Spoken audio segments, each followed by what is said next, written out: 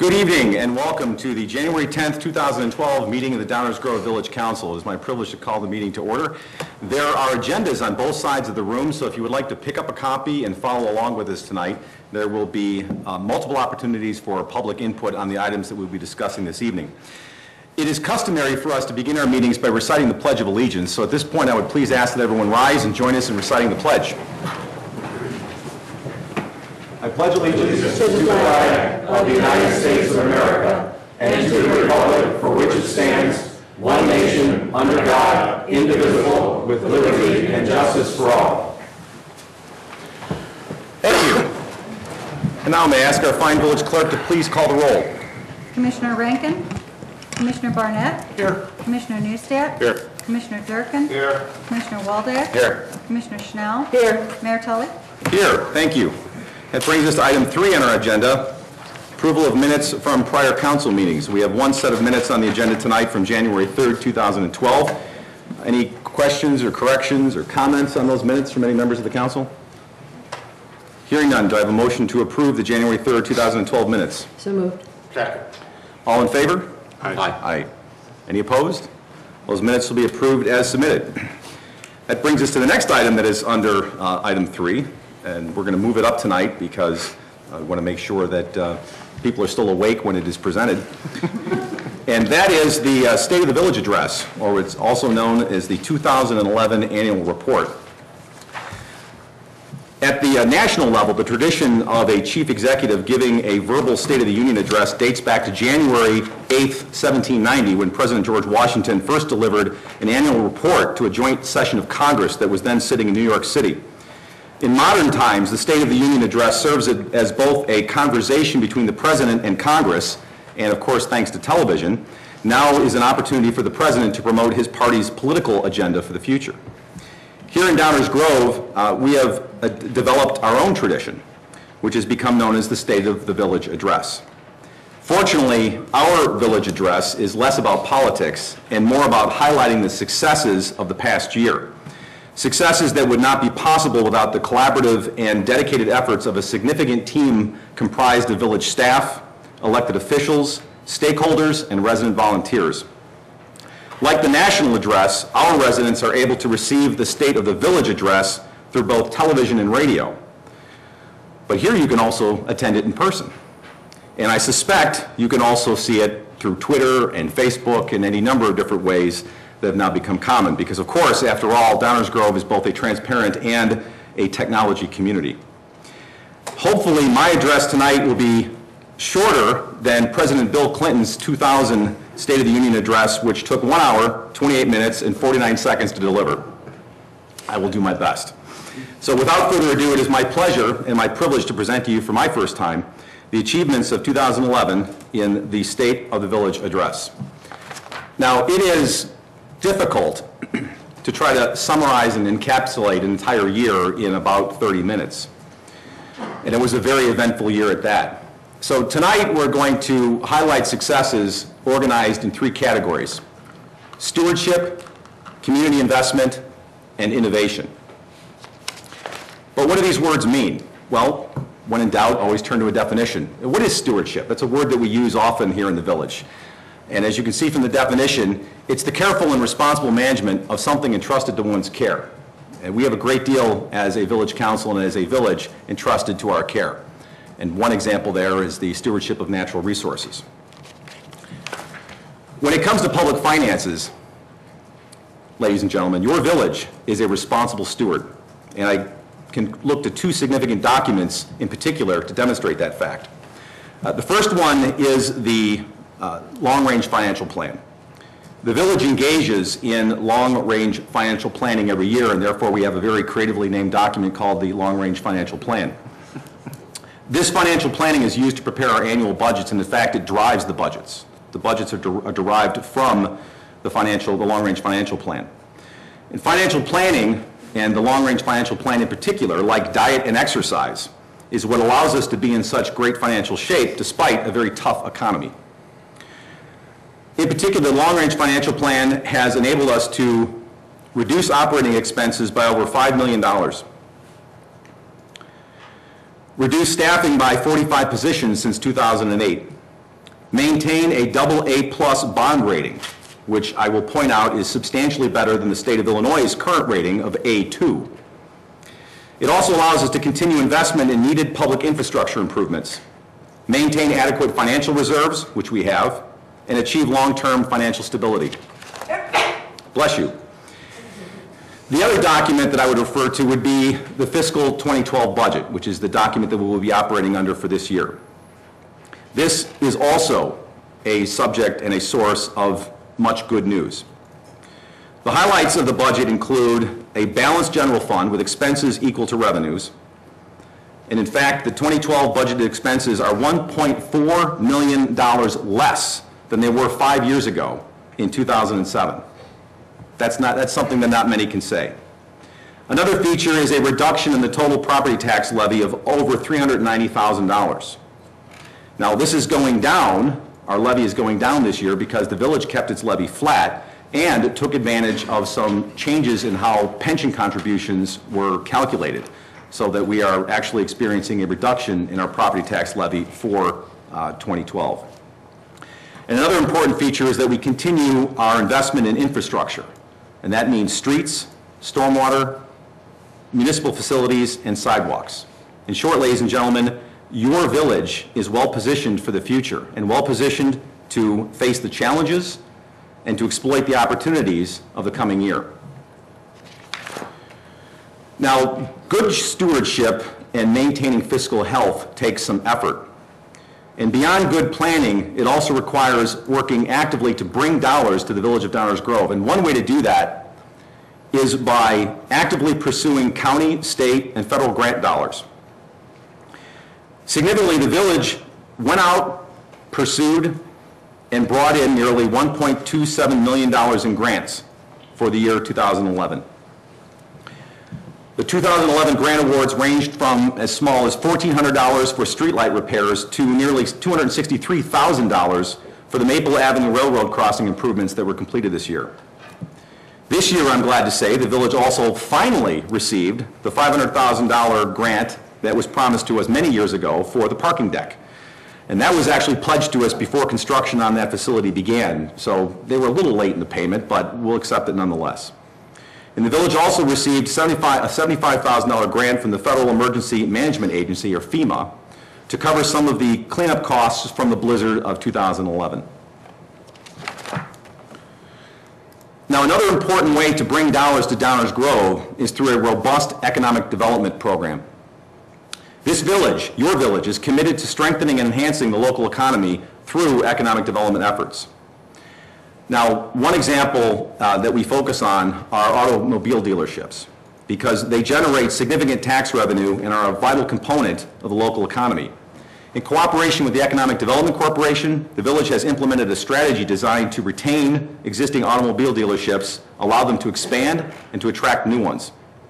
This strategy that started in 2009 has been successful and has continued through 2011. Specifically last year, 2011, the village entered into 3 sales tax rebate agreements with Packey Webb Ford, Pugie Volkswagen and Hyundai, Bentley of Downers Grove, all of which involved attracting, expanding, and retaining those businesses in our town, as well as improvements to their existing facilities. Also, I would note that Bill K. Buick GMC is currently making improvements to their facility, and the village has previously attracted Ziegler, Chrysler, Dodge, Jeep, and Ram to our community. Now, occasionally we are asked questions as to why we are obsessed or why we focus on automobile dealerships on Ogden Avenue in particular. Well, the reason, very frankly, is because these dealerships generate millions of dollars of sales tax revenue each year. And that, ladies and gentlemen, helps keep property taxes and other taxes lower than they otherwise would be. So it's an important investment that we make to attract and retain the sales tax generators within our community. And believe me, the competition for them from other communities is intense. Another successful economic development program that we've spoken about before has been the OASIS program. OASIS, of course, is an acronym for the Ogden Avenue Site Improvement Strategy Program.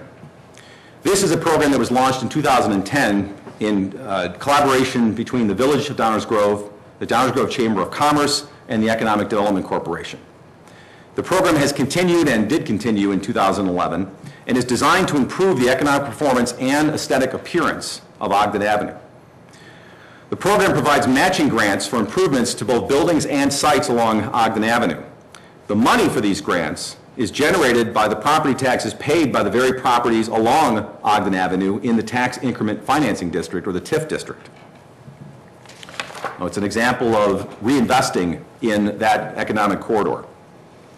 To date, the village has awarded over 372,000 OASIS grants to 18 separate properties along Ogden Avenue. And the program has resulted in over $1.2 million in private investment along this financial corridor, this commercial corridor. And that's important because for every public dollar that has gone into the program, there have been about 3 private dollars. That's a heck of a return on investment. Let's just look at a couple of quick examples of OASIS projects from last year. One was the A-Len Auto Facility at 333 Ogden Avenue. That's a substantial site and facade improvement. Another example is the Downers Grove Animal Hospital located at 635 Ogden Avenue. And there are more, obviously. But just as exciting as the success of the OASIS program is that despite the challenging economy, we are seeing some major expansions by major corporate partners in Downers Grove. 2 in particular I will mention. Advocate Good Samaritan Hospital has completed a multi-year expansion of a new surgical center which added parking using an environmentally friendly design. Midwestern University has opened a new College of Dental Medicine in 2011 on their Downers Grove campus. And Midwestern University is currently constructing a 200,000 square foot building that will house dental and medical clinics, which will bring new jobs and students to our community.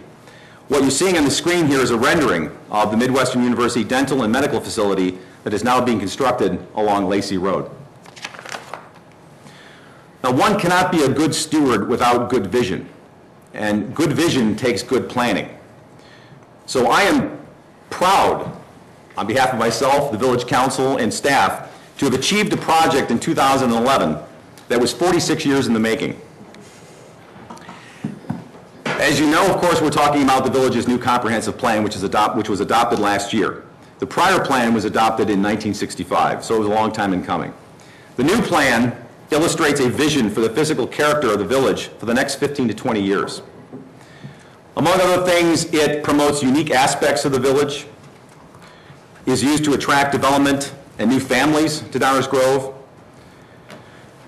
and puts forth a plan that will protect neighborhoods and open space and provide guidance on a wide range of important issues when making land use decisions, such as economic development, infrastructure, recreation, environmental impact, and also public safety. Having this plan helps guide our decisions down the road and eliminate some of the guesswork. It also helps to set expectations and let people predict what will be coming down the road. I want to particularly thank, on behalf of myself and my colleagues, the dedicated volunteer members of the Comprehensive Ad Hoc Committee who gave of their time and experience to make the comprehensive plan a possibility.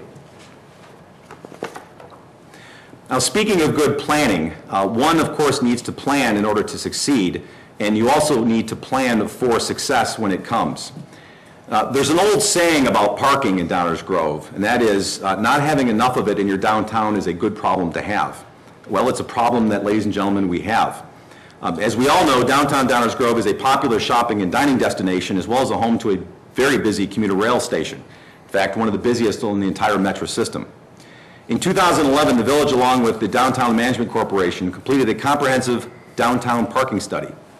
The purpose of the study is to ensure, in cooperation with our partners at the Downtown Downers Grove Management Corporation, that best practices are used to plan and manage available parking. Extensive data collection and stakeholder input was used to understand current conditions and parking demand. Some of the key findings of the study have indicated that parking in the downtown is at or over capacity. That the parking deck is well used, so well used that it is over 90% occupied on weekdays. And finally, another key finding was that the parking system that we currently have does not have sufficient capacity to support future development in the downtown. Bless you. These findings provide invaluable assistance in making improvements to our parking system. Currently, Currently, we are working to implement the recommendations from the downtown parking study, which involve increasing the amount of parking available by partnering with the owners of private parking lots, by working with Metra to shift commuter parking spaces to create more convenient parking for shoppers, to add 15-minute short-term parking spaces to improve shopper convenience, and changing parking regulation enforcement practices. Now, another part of being a good steward is also being an advocate for improved services from other entities that have our residents as customers. And boy, did we have a calling to do so last year. All of us remember the extreme weather events or storm events of the summer of 2011 and the extensive power outages that our community, as well as others, experienced during that time. The extreme storm activity of 2011 amplified and magnified the deficiencies that existed in the ComEd system of distributing electricity throughout Downers Grove. In 2011, the village worked to improve the reliability of ComEd's electrical system as an advocate for residents and businesses. The village prepared a reliability report that identified the areas of the village that were experiencing poor reliability and poor service. The reliability report identified causes of power outages and made specific recommendations for improvements. That report was presented at a town hall meeting with senior ComEd representatives and a host of residents on September 15, 2011. In response to the report and that town hall meeting, ComEd is making many of the improvements recommended in the report that the village prepared. Now, this work is nowhere near complete, ladies and gentlemen, but meaningful progress is being made, and the village will continue to work with ComEd to make sure that these improvements are made. We're staying on top of this by providing status reports on ComEd's progress on the village website. I, as part of the mayor's report, every meeting give an update as to where we're at, and I will be giving one later tonight. And we are also most recently working through our membership in the DuPage Mayors and Managers Conference, regarding the protocols that will be followed by ComEd for improved communication and responsiveness following severe weather events that cause extended electrical outages. Now, as I mentioned in the opening definition of stewardship, good stewardship also includes environmental sustainability. This village, your village, continues to lead the way regarding environmental stewardship through a variety of sustainable best management practices in the areas of recycling, energy and fuel conservation, and environmentally friendly practices. Recycling. What other town do you know loves recycling so much that we have a recycling extravaganza? The village, as you know, once again hosted a recycling extravaganza in September of 2011. Significantly, over 100,000 pounds of electronics were collected. 20,000 pounds of paper was shredded, and 202, had to get those last two in, 202 lead-acid batteries and much more waste was diverted from landfills. The extravaganza proved and has proved so successful that we're now turning it into an ongoing program. Free electronics recycling is now available the first Saturday of each month from 9 a.m. to noon at Village Hall. This is an event that is brought to you by both the village and Creative Recycling. The event is staffed by both village personnel and dedicated community volunteers. Oh, now speaking of recycling, since we're in January, for those of you who would otherwise leave your holiday lights up until Easter, you also should be mindful of our holiday light recycling program. For the second year in a row, the village is accepting used holiday lights and will do so at Public Works at 5101 Walnut from until February 10th. Another part of our energy conservation and environmental sustainability in Downers Grove has to do with energy conservation, particularly with respect to fuels and alternative or green energy. Your village, quite frankly, is a leader in this area. From its green fleet of vehicles to its solar heated facilities, the village of Downers Grove practices energy and fuel conservation on a regular basis. 77% of the village vehicle fleet runs on alternative fuels. That's remarkable. These fuels include B20 biodiesel, compressed natural gas, and hybrid electric fuel power. These alternative fuels are significant, not just because they're greener and more environmentally sensitive, but quite frankly, they're green for another reason.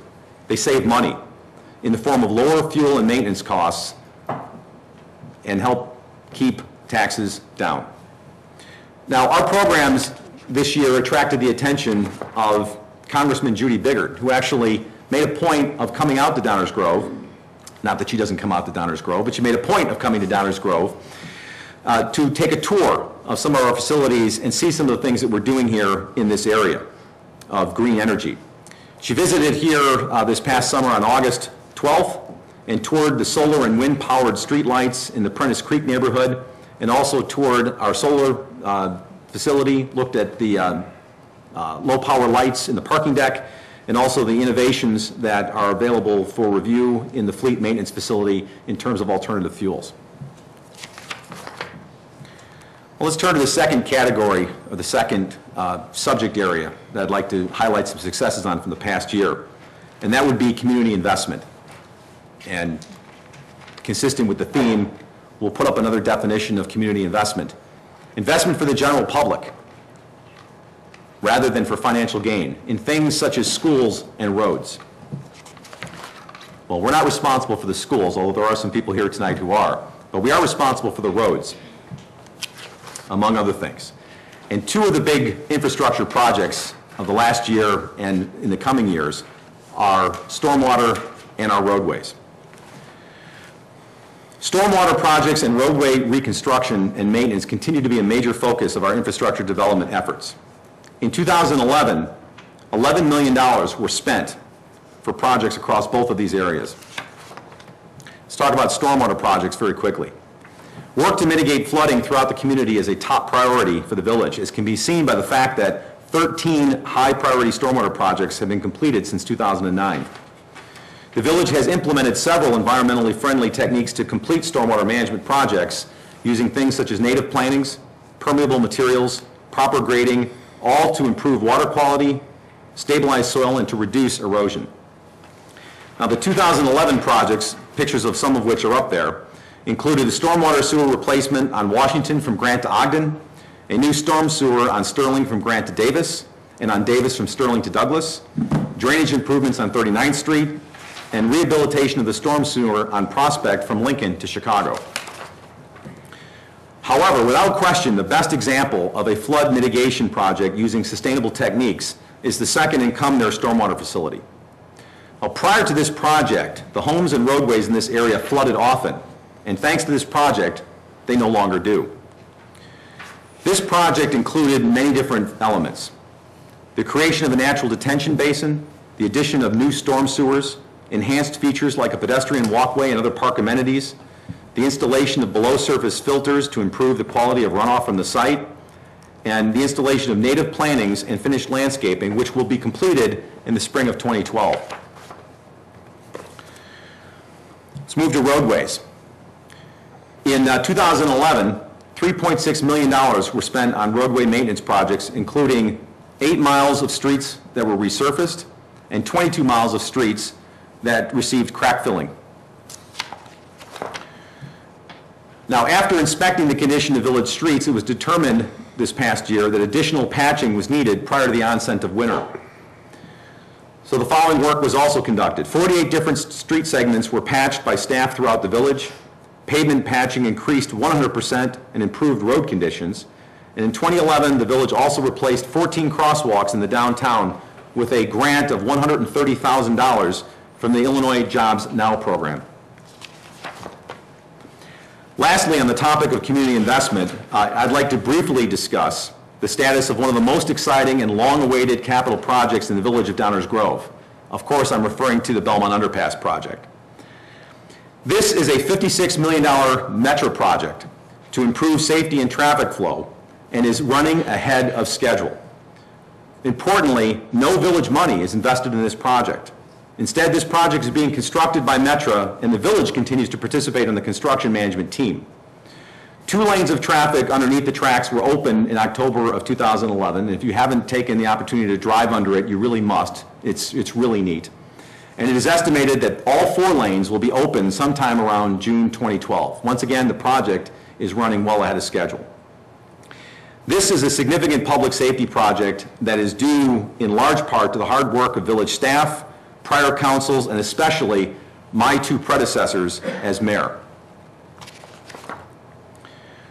That brings us to the third category that I'd like to touch upon tonight in terms of highlights for 2011, and that is innovation. Because taking good care of what you have and maintaining it through investment can only take you so far. To truly advance, to successfully overcome the plethora of challenges facing our village organization, we must constantly change and continually innovate. Innovation has the simplest definition of all: a new idea, method, or device. And 2011 has been a showcase for those types of things. Let's take some examples, or what I like to call, and now for something completely different category. What are some of the innovations of the last year that we are celebrating today? The Consolidated Dispatch Center. A great example of innovation and a way to reduce costs is the Consolidated Dispatch Center. In June, the Village of Downers Grove and Westmont introduced consolidated dispatching services for police and fire 911 emergency calls. The Shared Communication Center operates in the existing facilities of the Downers Grove Police Department.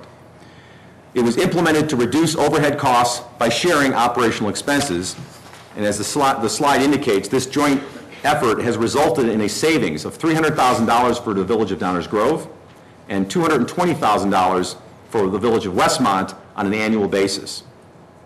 Now, some of you might be saying, okay, that's great, you're saving us money, and I love the intergovernmental cooperation and consolidation, but does this all come at the expense of the level of service that we will receive as residents? Let's talk about that. Actually, the level of service has improved. When the Joint Dispatching Center became operational, the village began dispatching both Westmont and Downers Grove fire departments, treating them as one. Now, the practice is that the closest available fire or EMS unit will respond to a call. The result is reduced response times along the village's eastern border. So the reduced response time, of course, translates into an increased level of service. Better service at a lower cost, all through innovation. Here's a technological innovation that as a commuter I particularly like. It's Commuter Pay by phone. This is another great example of the commitment to continual innovation, and that is the Commuter Pay by phone application. Commuters will know this well, but for those of you that don't have to take the train downtown every day, the village now offers a pay by phone system for users of its daily fee commuter parking spaces. Parkers can now pay for parking spaces using their smartphone or other mobile device. Access to this application or app is available under the Parking and Transportation section of the village's website, which of course is found at www.downers.us. This proves once again that Downers Grove is a technology community as called for in the village's mission statement. Another example of cooperation, collaboration, communication to reduce costs and better serve shared constituents is the Vehicle Fleet Maintenance Agreement. Most recently, the village entered into fleet maintenance agreements with both District 58 School District and CSPAR to provide services for their vehicles at their option. These agreements have the potential to reduce expenses for these organizations, and particularly with respect to the school district, reduce the burden on taxpayers.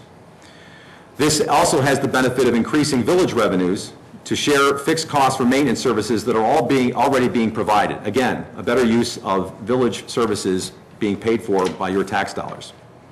As a village, as a council, and as a staff, as an organization, I should say, we continue to diligently work to identify other opportunities to cooperate, collaborate, and consolidate with both public and private entities to collectively enhance our service and reduce costs to our shared constituents, which of course are the residents of the village of Downers Grove. Key to our success in this regard are our partnerships. These partnerships with both public and private entities are a key component of our success. And fortunately, the village has and continues to enjoy strong working partnerships with the Downers Grove Economic Development Corporation, the Downers Grove Area Chamber of Commerce and Industry, and the Downtown Downers Grove Management Corporation. Together, we continue to work together actively to strengthen our local economy in Downers Grove. Now, of course, in Downers Grove, we all know what an exceptional organization this is and how successful they can be in innovation. But it sure is nice every now and then when the outside world acknowledges that as well. And I'm very pleased to share with you some recognitions that we received as an organization from outside Downers Grove in terms of our exceptional service and innovation. Here are a few of the numerous awards and recognitions that the village has received exemplifying its commitment to exceptional municipal services. For example, the village received the 2011 Illinois Crime Prevention Association Unit of the Year. This was awarded to our community-oriented policing team for their work building strong community partnerships and improving the quality of life of our residents. For those of you that aren't familiar with them, community-oriented policing services include domestic violence liaison to the Family Shelter Services, tobacco enforcement, and senior citizen investigations and crime prevention programs. Another recognition was the Joseph Hartmann Award of Excellence. This was awarded to our fire department by our partners at Advocate Good Samaritan Hospital for excellence in the delivery of emergency care. This, of course, stemmed from the miraculous rescue of a worker who was pinned against a wall by two 800-pound air conditioner coils. It was quite a miraculous rescue. Our finance department has also received recognition, not just one, but two awards. The Government Finance Officers Association, GFOA, recognized our financial department and their excellence twice this year. First was a Certificate of Achievement for Excellence in Financial Reporting for the 2010 Comprehensive Annual Report, and the second was the Distinguished Budget Presentation Award. Finally, in terms of successes that we want to celebrate and outside recognition, was national recognition for our innovative approaches. Muni Net Guide, a portion of which is on the slide here, recently posted an article about how innovation is driving results at Village Hall in Downers Grove. Muni Net Guide, for those of you who are unfamiliar with it outside of the municipal world, is an online resource specializing in municipal matters and is used by those who are researching municipal bonds. Muni Net Guide summarized the efforts that Downers Grove has taken to create a culture where employees are empowered to innovate, to improve services, and save resources and money. In the interest of time, I could go on and on and on, but I will bring this to a conclusion. And I have to tell you that I tried but could not come up with a better closing slide than the one that was already written for me by the folks at Muni Net Guide. From their posting, they said as follows, quote, "Innovation is not just a fancy buzzword in Downers Grove. Rather, it has become an official ingredient in the village's recipe for success. Ladies and gentlemen, with innovation as our official ingredient, there is no telling what terrific things we can cook up for this community in 2012 and beyond. But you can sure bet that there's a plan to do so, and that this council and this organization has a bucket list of innovation and achievements for the coming year." I would like to thank all of you for listening so intently to this presentation. It truly was a challenge and a struggle to try to compress an entire year into a brief presentation.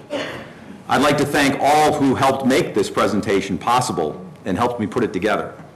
They also struggled trying to condense a very eventful year with much to celebrate into a brief presentation.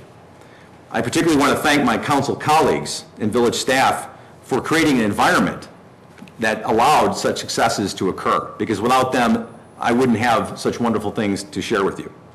And I certainly wouldn't have so much good news and optimism for the next year. And I also finally would like to thank all the residents of Downers Grove for affording me the privilege of giving this address, and for my colleagues and I on the Village Council to continue to be good stewards of your most precious asset, the Village of Downers Grove. And with that, I thank you for your attention. That ends the 2012 or the 2011 year-end report, also known as the State of the Village Address. Thank you.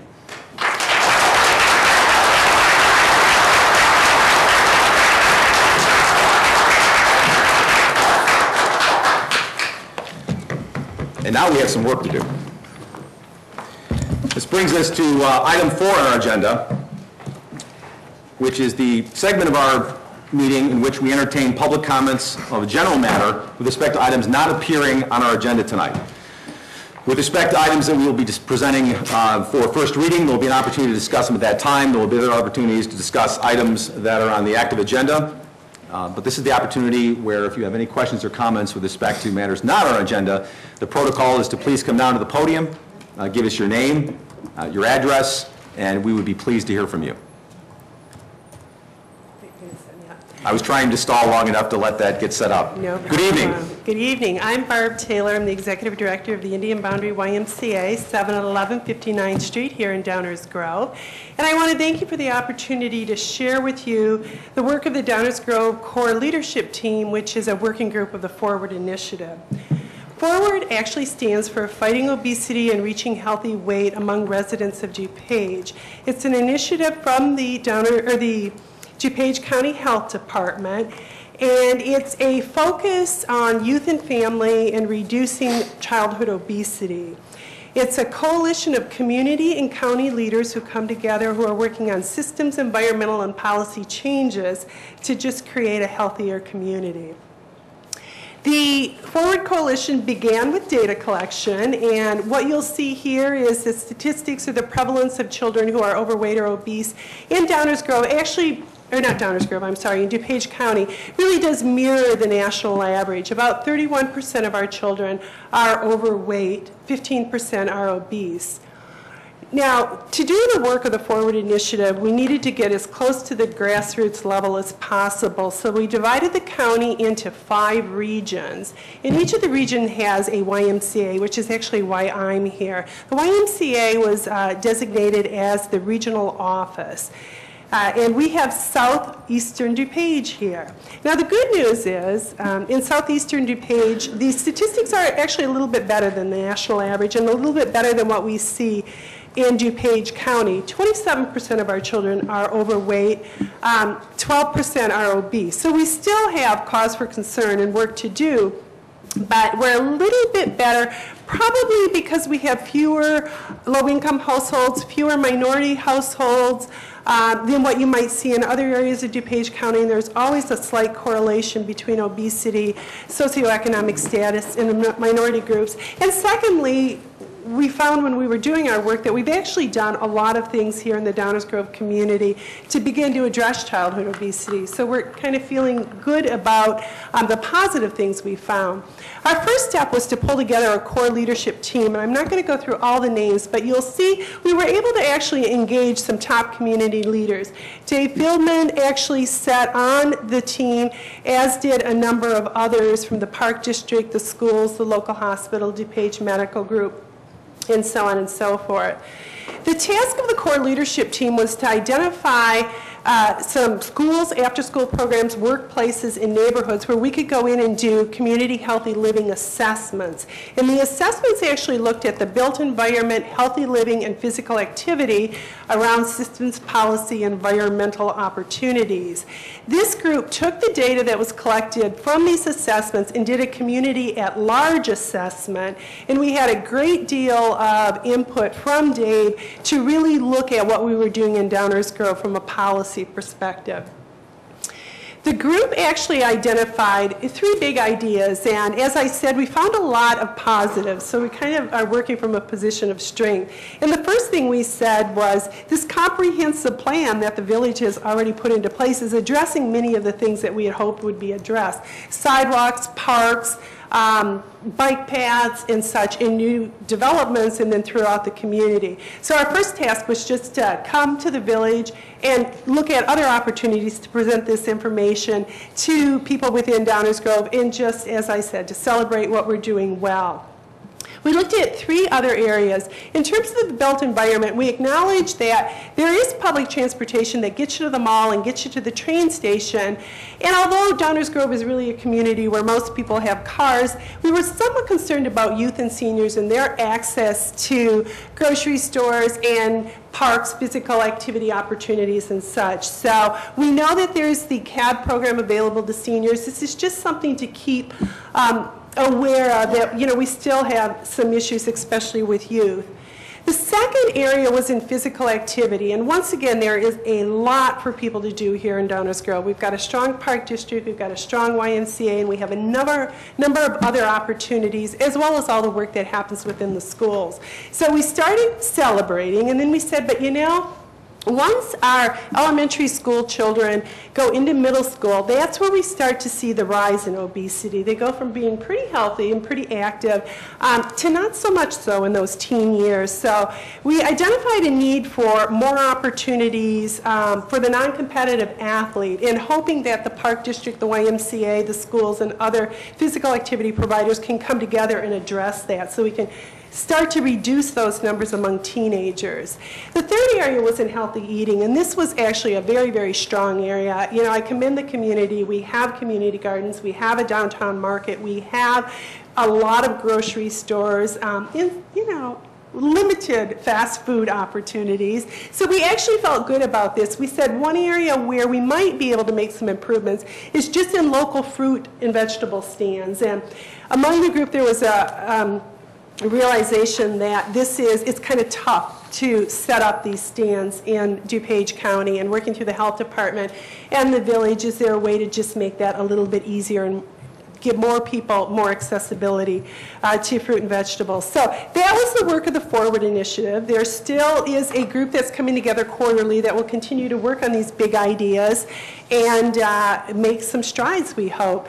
We are in 10 communities right now, including Woodridge. They've just gone through a very similar plan. We're moving into new communities, 5 new communities in 2012, including Westmont. So there may even be opportunities for core leadership teams to work together and just make sure that we strengthen the county as a whole.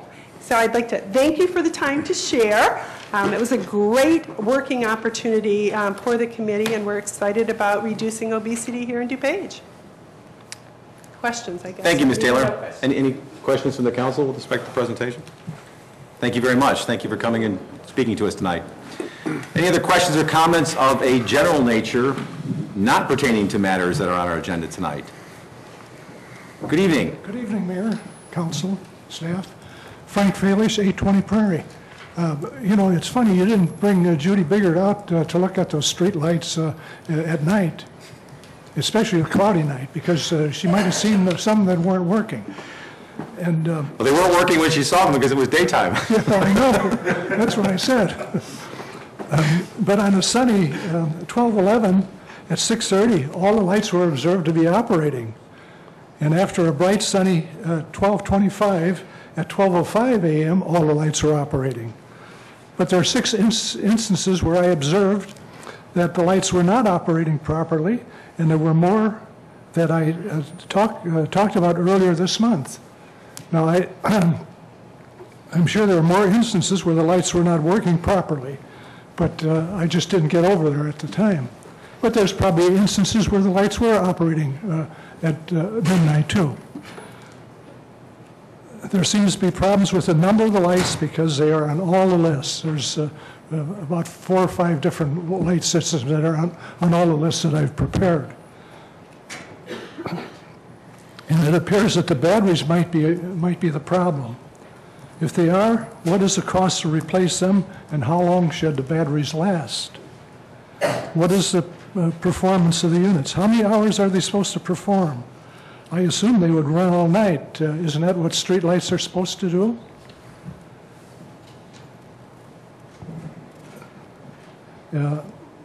None of this was discussed when the project was approved in September 2009. Nothing was said about how long these lights were going to be operating or anything like that. And Mrs. Snell asked the staff to look into that. I wonder, have they done that? Actually, I was waiting until you were finished, Mr. Falish, but in light of your comments from a while ago on this very topic, we did in fact ask staff about it. I don't have the answer in front of me, but we did look into how are they supposed to be functioning, because that's really the measure in my mind, is are they operating consistent with expected operational parameters? And I don't remember off the top of my head. If Mr. Fieldman has it handy, you can refresh my recollection if you'd care to hear it. Yeah, well, actually, they should be operating all night, I suppose. Well, the real issue is, are they operating within their within design parameters? It's no different than a car. If it's only supposed to go up to 50 miles an hour, it's not going to go 60. Well, why wasn't that discussed when the approval was? I don't know, I wasn't here, sir. You were not in charge, I know, so you're lucky there. We're happy to report. But the more important question, I think, is are they operating within expected parameters? And that's what I was interested in understanding. I think what my colleagues were interested in A couple hearing. weeks ago, we put in the manager's report a pretty detailed analysis of how well those lights have been performing, and we're happy to say that they are performing just as expected and per the specifications. The specifications and expected number of hours lighted, et cetera, was discussed in detail with the residents of that neighborhood, and they were aware that in December there would be some nights when not all the lights would be on for the entire evening. They are performing to that expectation. We have received no complaints from the neighbors, so they're performing just as expected.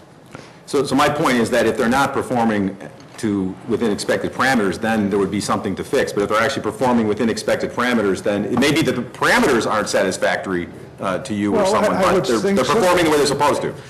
And by the way, that information is on the website from a few meetings ago. I forget the exact date, but it's part of the manager report, so it's available for anyone to review. I'm sorry, please continue, sir. Okay, I believe the wind turbines are not functioning properly because some of the units were turning slowly when the units were not operating. And also some of the units are surrounded by trees, so maybe they're not really getting the proper airflow. There are 25 lights in the subdivision, and the following times and numbers are astounding based on the number of days I was able to check the units. Here's a list of units.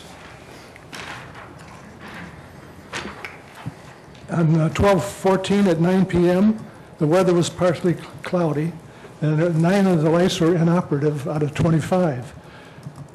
On 12/15 at 12:10 a.m., there were 16 lights that were not operating. On 12:20 at 11:30 p.m., the weather was partly sunny. The 10 lights were not operating.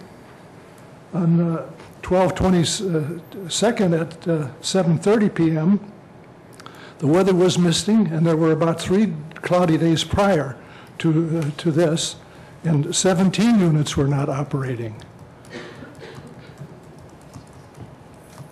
And on 12/12, 11 units were not operating. So that's a lot of lights that are not working, and it seems a little strange that this wasn't mentioned. Thank you. Thank you for your comments, Mr. Falish. Any other questions or comments of a general matter from members of the audience? Good evening. Good evening. My name is John Schofield. I live at 1125 Jefferson Avenue. If I may, a few comments on the State of the Village report. It's an opportunity for general comments. Okay. Congratulations, first of all. I think the content was very uplifting, and the council and the staff, in fact, have done very good things in the last year. I just would like to make 2 comments. First of all, I'd like to thank the mayor and the manager for scheduling the public presentation of this report first here. Different than it was done in previous years. I think it shows the right set of priorities, and I think the public appreciates that they get the first hearing here and on television before a private presentation tomorrow. The one content comment I have, and I know you had to be selective about what you put into a comprehensive report to be delivered in just a few minutes.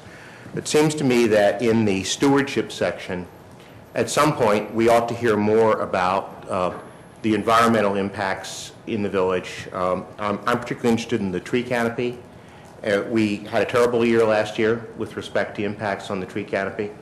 My house was more or less in the direct path of the tornado, and we lost a number of trees just in our parkway alone.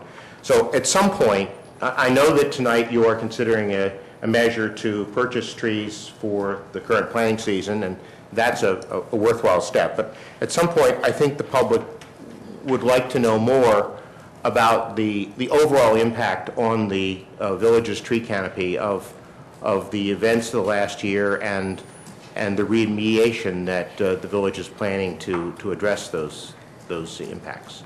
Thank you. Thank you. Any other questions or comments of a general nature? Hearing none, that brings us to item 5 on our agenda tonight, the slot for public hearings. We have no public hearing tonight, so that brings us to item 6 on our agenda, which is our consent agenda. Do I have a motion to approve the consent agenda as presented? So moved. Second. Any questions or comments from anyone in the audience with respect to any items on the consent agenda? Any questions or comments from any members of the council with respect to the consent agenda? Roll call, please. Commissioner Schnell? Aye. Commissioner Durkin? Aye. Commissioner Barnett? Aye. Commissioner Newstead? Aye. Commissioner Waldeck? Aye. Mayor Tully? Aye. Consent agenda passes unanimously. That brings us to our active agenda. We have one item on our active agenda tonight. This was presented last week. It's an ordinance with respect to vacating a certain portion of the Prince Street right-of-way. Do I have a motion with respect to that item? Mayor Tully, I move to adopt an ordinance vacating a certain portion of the Prince Street right-of-way located immediately west of and adjacent to Downers Grove North High School in the village of Downers Grove, provide that compensation in the amount of $73,681 shall be paid to the village of Downers Grove as presented. Second. Any questions or comments from any members of the audience with respect to this item? Any questions or comments from any members of the council with respect to this item? Commissioner Waldeck. Thank you, Mayor. I wasn't here last week, but I did watch the meeting, and while there were many questions, I will confine my comments to the west side and the vacation issue only. Also, I've aged my viewpoints regarding the perceptions of principals. That came up last week. The presentation made by the superintendent and Mr. Hiscock last week were very well done. They haven't lost their education touch. First of all, the plans as presented were all well and good. The vacated property allows for great potential in District 99 plans. However, the decision whether or not to vacate village property is not dependent on its potential uses, but rather the village council determines 3 issues. And these issues must be applied fairly and equally to all petitioners, I believe, at all times. The first issue is whether the property is no longer necessary for public use and whether the public interest will be served by vacating the property.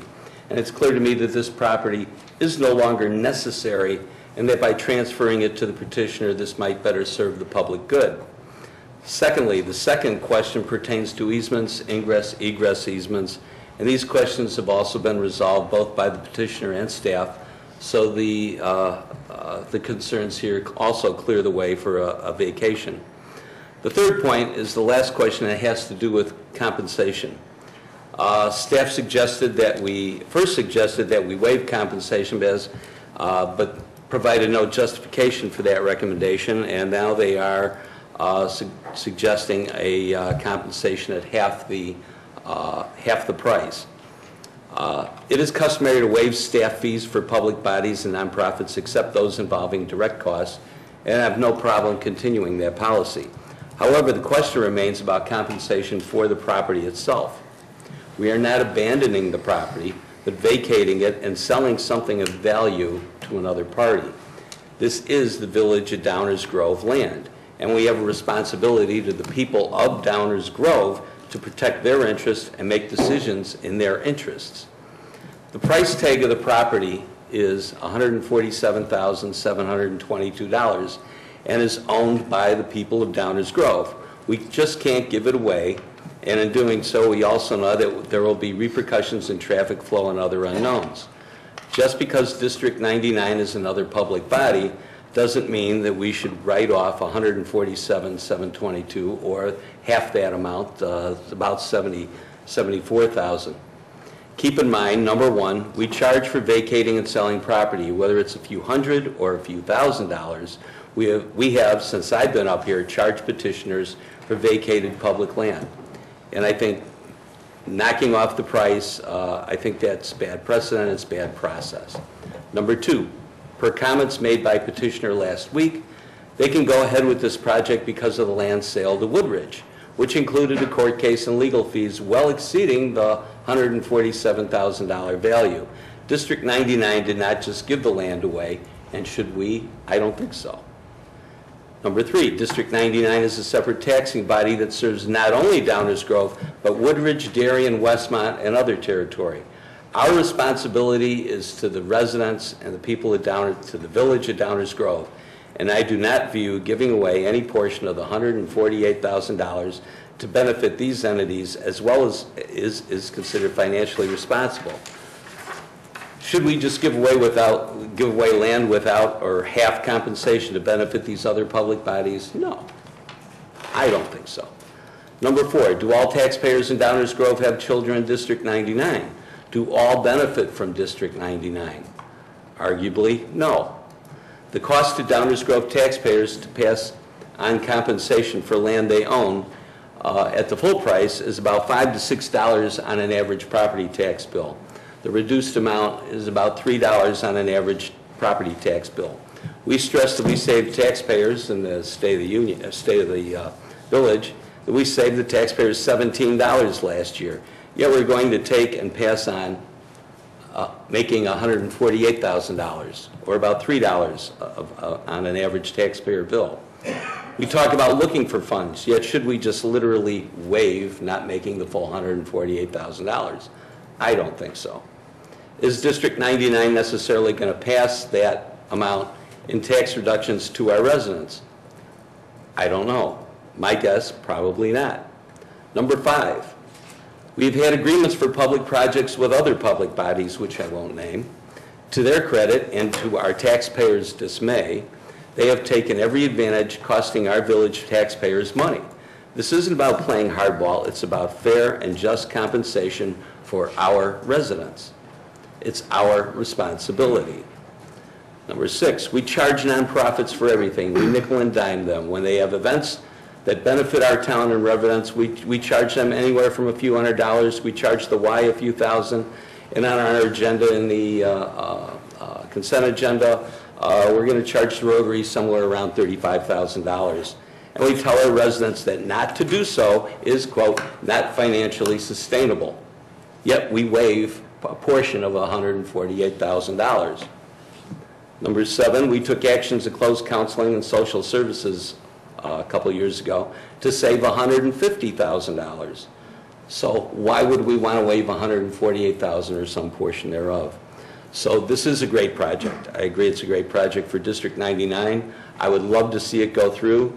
This project will also have some unknown repercussions in traffic and possibly some other peripheral issues. But I support the project. But I can't just ignore and waive my responsibility to the people of Downers Grove by giving land away at half price and passing up on the $148,000 on the sale of property. So unless we plan on amending this to the full $148,000, I will not be supporting this particular measure. Thank you. Thank you, Commissioner. Commissioner Neustadt. Thank you, Mayor. Just a couple of additional comments from last week's meeting. We have a list here of, I think it was 25 items from our staff that are going to be addressed and looked at before any permits are issued for the east side parking lot expansion from our conversation in our workshop last week. So I feel confident that District 99 heard what we had to say about the whole project. As far as the vacation goes of Prince Street, I live in that area, and I think it was yesterday or the day before I was on my way home and I saw Associate Principal Hiscock out there at Grant and Saratoga. So I do believe some of the issues that we raised about how are things going to be managed and where are folks going to go and be directed to the lots and directed where to drop off and pick up students will be addressed. You know, Chuck is out there doing it, so I think that they have a good idea of what's going to happen and will help very much the parents, students, and bus drivers get around that site once the improvements are hopefully made. So I will be in support of this measure tonight and look forward to the improvements. Thank you, Commissioner. Commissioner Barnett? Thank you, Mayor. I'm in support of this thing, and I guess I'd try and draw a bit of a distinction to some of Commissioner Waldek's comments. I think that historically speaking, but for the efforts of the District 99 board over the years in which they were struggling and arm wrestling with Woodridge, this, much of this money might not even been available to do these projects. It's not a small fact to overlook. But more importantly, all those elements that were listed there are, whether it be counseling and social services or the other litany of items, are sort of operational ongoing costs. The village is not foregoing some sort of $73,000 annual cost. In fact, all we're doing is not maintaining and not plowing a couple of blocks of street. It's not even, arguably from an operational standpoint, since we've decided and agreed it's not necessary, it's not really even a meaningful asset transfer. They're entirely different subjects in my mind, and certainly good people up here can all disagree with each other on various elements. But when we talk about tax savings over the last year, we talk about the efforts done that were reflected on in the State of the Village address. Those are efforts to try and reduce the operational cost to our village residents. And those tax dollars we're talking about are not tax dollars that are going to somehow have to be levied by this village to recover this money that's being not charged for half of the parcel. So it's an important distinction to make that at least is a distinction in my mind, and has a lot to do with why I think this is an absolutely equitable way of settling the question about what we should or should not charge. So I'll be in support of this tonight. Thank you, Commissioner. Commissioner Durkin. Yeah, thank you, Mayor. I normally don't defend my position before a vote or necessarily after, but I think the highlight of this particular item about why it's 50% is because the staff had gone and worked with the district and found out that 50% of the student bodies that live outside of district or live outside of Downers. All right, let me rephrase all this. I'm so sorry.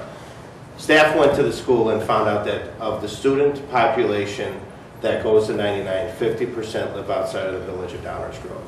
That's why the 50% is what's being talked about. So the way I view this and why I will be supporting this is because the 50% that we're waiving is not necessarily is a benefit to the village of Downers Grove. And it's those that are being outside of the village boundaries that live outside of Downers Grove but go to 99. Those are the ones I see us as charging as a resident. It may not make a lot of sense to you right now based on how I said it, but that's the way I look at it. Because the last thing I want to do is charge District 99 the full boat. And we all know what's going to happen if we charge them the full $174,000 or whatever that dollar, or $147. They're only going to charge it to everybody across the board. And I truly believe that this was a good process of working with a taxing body within our own area, and I commend staff, and I will be supporting this. Thank you, Commissioner. Commissioner Schnell. I also will be supporting this project. I do want to actually thank the school district. I know they would have preferred to have had the whole thing waived, but they have agreed to the monies that paying half of it. I agree, and I applaud Mayor Tully for having brought this up last week about looking at the population within District 99 that does not actually live in Downers Grove, and that number is 50%. And I think it's fair to charge the district for those students, I guess you want to call it that, but for the population that actually are not taxpayers to Downers Grove, because our policy really is to charge for any vacation of land and the true value of that land. But again, having another taxing body that's obviously charging taxes or leveling taxes on Downers Grove residents, it makes sense to recoup that portion that is not from Downers Grove. So I want to thank Mayor Tully for bringing it up. I want to thank the school district for agreeing to paying the half, and I think it's going to be a great project. I also hope, and I have faith in both our administration and in the school district administration, that they will work diligently to work out the issues and the problems that were brought up last week. I think that working together and working with the residents, the project that will ultimately come up both here and on the east side will be good. But you have to, everybody has to work together in order to make this work. So thank you, and I will be in support of this project. Thank you, Commissioner. For my part, I will not go through the lengthy examination under the resolution that I did last time. It's there. Everyone, I went through it before. My analysis and the outcome has not changed. With one exception, I agree with Commissioner Waldack's analysis. The three key points are: number one, is this something that's necessary? This stretch of Prince, is it necessary to the future operation of the village, or would its vacation serve some public good? And I think the strong case has been made that it's not necessary, particularly given its current use and its use for the foreseeable future.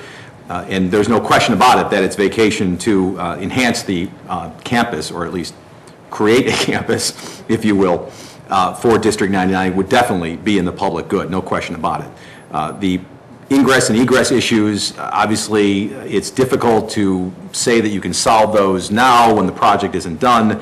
I had some thoughts about possibly seeing what it would look like if it was closed down for a while, but I understand that that really wouldn't be very helpful until you do the actual project, because it would change the ingress and egress.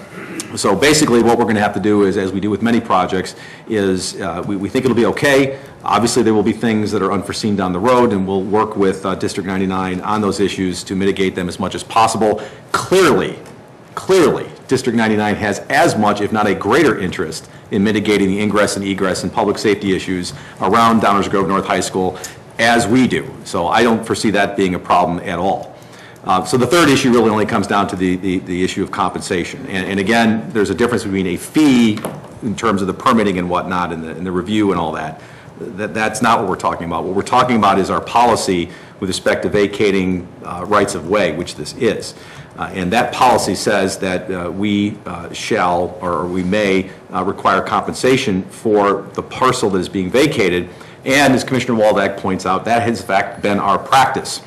And we have come up with a fairly successful way of measuring what that value is, because as Commissioner Waldeck points out, a right-of-way is a public asset. It belongs to the taxpayers of Downers Grove, and I have long been a strident advocate of not vacating those things without getting some compensation, because otherwise we're giving away public assets. It's no different than we gave away a police car without someone paying for it. That makes no sense whatsoever. And we've developed a fair way to measure that, and as was pointed out, the fair market value of that stretch of prints is about $148,000. And normally I would say, well, that's the price of admission. If you want it, you need to pay the price. I have a feeling that District 99 would probably even pay that price, because this is in the grand scheme of things, they have much bigger plans for this, obviously, for the high school than that price would indicate. But that being said, I agree with Commissioner Waldeck. We need to be consistent, and we need to not change precedent. We need to manage expectations so that people who have come before us in the past feel that they're being treated the same as those who come before us in the future, and those who come before us in the future can expect to be treated the same as people in the past. So the issue I was struggling with, though, is this is unique. We've never had a situation before where a public entity has come before us. It's always been public asset into private hands. This is public to public, and so I was struggling last time with how to deal with that. And my thinking was, well, maybe it's okay just to move public to public and we're done with it, except, of course, District 99 has a much greater service area than the Village of Downers Grove does. And if the Village of Woodridge had come to us and said, could you please vacate a right-of-way that's on the border between the two communities, and for whatever reason we thought it was wise to do so, we sure as heck wouldn't give it to them for nothing.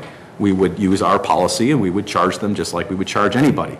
So the solution that I thought of was that, well, what is the percentage of District 99 service area that is outside the boundaries of Downers Grove? Turns out it's a roughly 50%. And so I thought, and I'm glad to hear that most everyone agrees, that a fair way to deal with this issue is to not charge compensation for that portion as best as we can determine it. That would be Downers Grove to Downers Grove, because handing over a public asset from Downers Grove to Downers Grove doesn't make any sense to change money, but to the extent that there's a portion that's outside of Downers Grove that would benefit, then I think it would. I know it's not perfect, but that's probably the best way to handle it. I don't know if District 99 agrees to it, but I think they'll accept it as part of our ordinance if that's what we add to it, and I appreciate that. Because we are trying to, and I know that you can appreciate that we're trying to be fair and equitable to all of our constituents, both in the past and those who will come before us in the future. And I think this is a fair way, and it both shows us working together as well as having rational reasons for doing what we're doing. So for that reason, I suggested this, and I'm glad that it sounds like most everyone can agree with that, and I fully understand Commissioner Waldeck's position, don't get me wrong. It was the uniqueness of this situation that led to this unique solution, and I think it makes sense, and I think it's fair. So since I suggested it, I will be supporting it. Needless to say. So with that, unless there are any other questions or comments from the council, I think we've said all there is to be said. Roll call, please.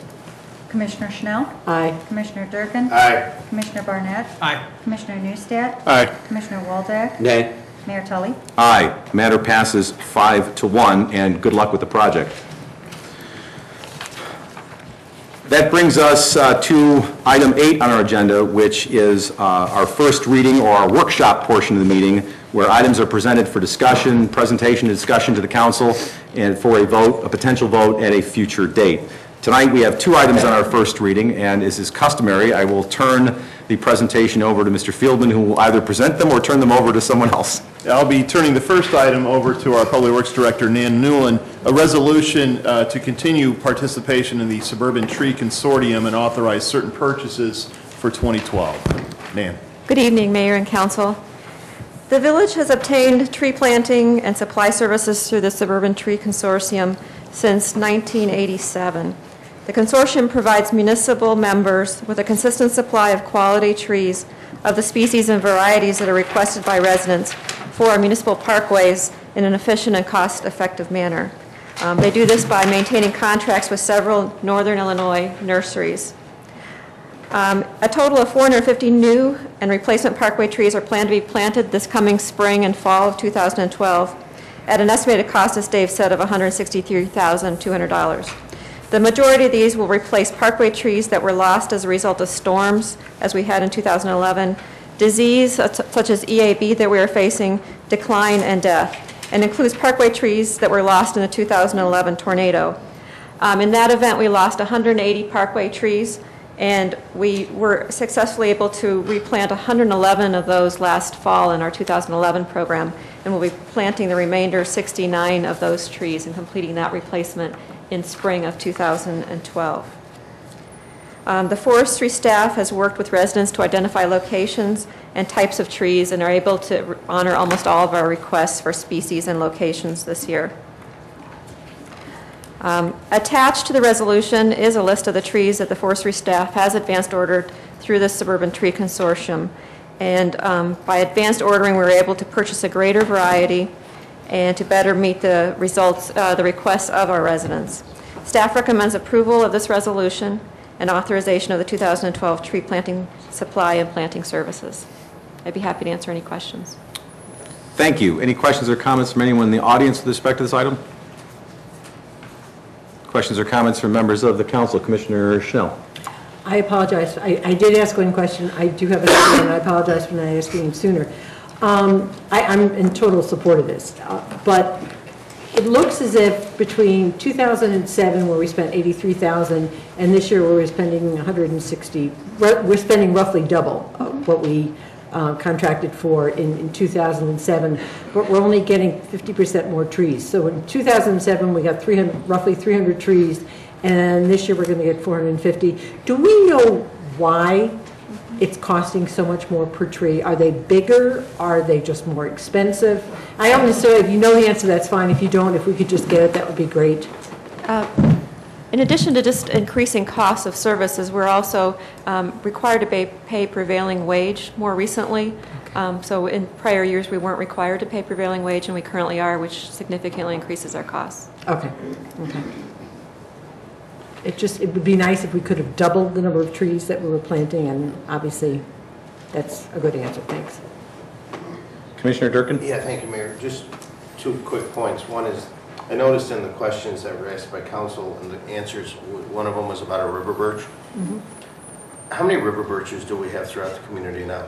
We have the reason I'm sorry, go ahead. 53. Okay. That was a trivia question there. Yeah, I know. I remember last time, I think I asked something similar when this was up last year. Are these a lot different type of a river birch than what somebody would have at their home like I have? Yes, they are. It's a single stem river birch, which are not real easy to obtain through nurseries. We typically residents ask us for them occasionally, and when they do, we ask nurseries if they have them available. We purchase them. If they don't, we don't plant the multi-stem birches. Okay, but I mean, is the tree different than a multi-stem, meaning, you know, the tree I have is dirty, there's always dead wood in it, I'm always having it trimmed. the leaves are a lot smaller, so I see that as a conflict with our storm grates for water runoff. I mean, is a tree, I mean, I don't necessarily need answers now, but, you know, I'm just surprised that we would have a tree like that. I mean, that'd be like, in my opinion, putting a weeping willow in the parkway.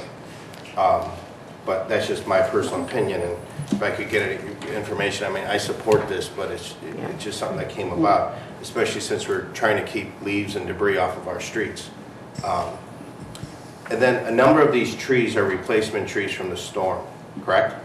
Is there any insurance coverage that we got that can be applied towards the cost of these trees? No. No. Okay. Or federal funding or whatever? We tornado. sought out grants, much like we sought out reimbursement for the blizzard events, which we were successful. We did the same process. However, there were not funds available for the recovery in the storm. But we tried though. We did try. Okay. That's all I have, Mayor. Thank you. Thank you. Commissioner Barnett. Thank you, Mayor. I don't have any questions about the program, but I just wanted to remind everybody this is a subject, trees in our village, that is often tops on the list for what residents say they enjoy about our community, and it's something I think as a community we should be proud of. Dayton, long before any of the folks sitting up here, it goes back to I think 1970 or thereabouts, that we really started focusing on trying to replant trees, and according to the latest information available through the website and on our tree program, more than half of the trees that are in parkways were planted since 1970 by the village. And I think that's an awesome thing. It's an awesome commitment by this village over decades and probably generations at this point, and just something we should all keep in mind and be thankful for. I'm glad we're doing it and glad we're continuing it.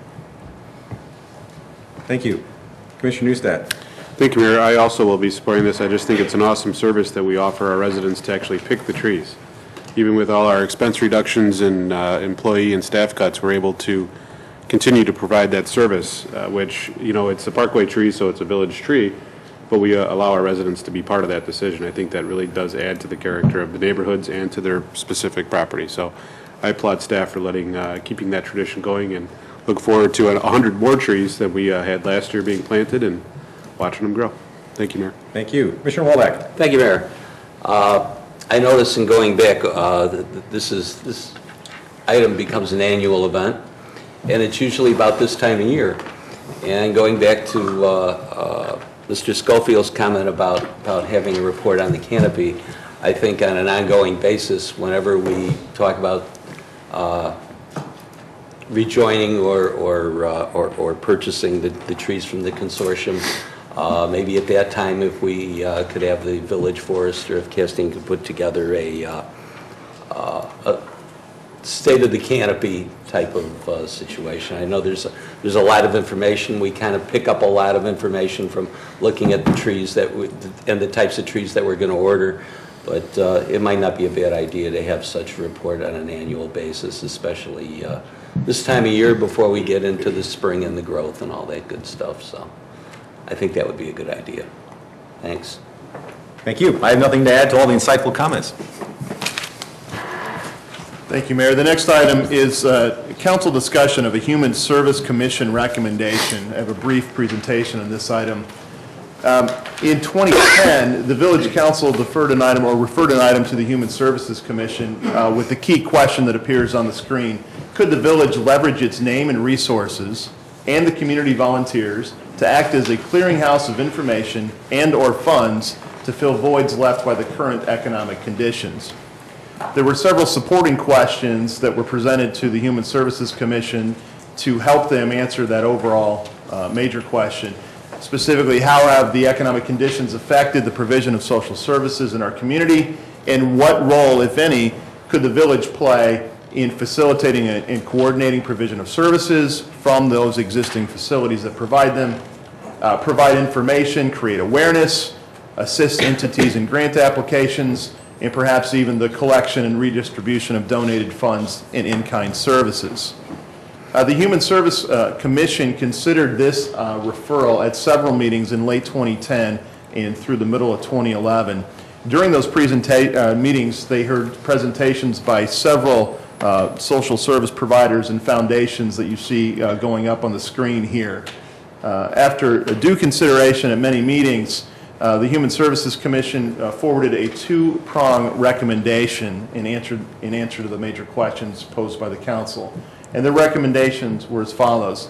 The village should consider creating and maintaining an interactive, searchable website that directs residents to available social services that are already provided by other entities in our community. And we should consider creating awareness of this website and the existing services provided by using our marketing and communication venues that are traditionally used by the village. This item was then researched by staff, and we tried to come up with what we thought would be the impact on village resources. We think it's about a 0.2 full-time equivalent workload. We're very confident in our estimate of how much time it would take to create a website and maintain a website, because we're already in the business of doing so. In fact, we have one of the best webmasters in the business. We do have the skills in-house to do this. However, we think if we go forward on this and we're successful at promoting the fact that we are a resource for getting information about existing services and connecting people, that we should receive phone calls and inquiries from the general public that may see information in one of our advertisements, one of our other venues, or even on our website. They may call village staff and get into conversations about the provision of social services. And to do so, to respond properly as staff members in the customer service level that we're accustomed to, there would have to be some level of training for our customer service staff. We are less confident in our estimates for how much time it would take in responding to phone calls and training, because we're currently not really doing so, and we haven't marketed the fact that we would have such information available. With all that in mind, we think that it's about a 0.20 full-time equivalent workload as far as staff resources.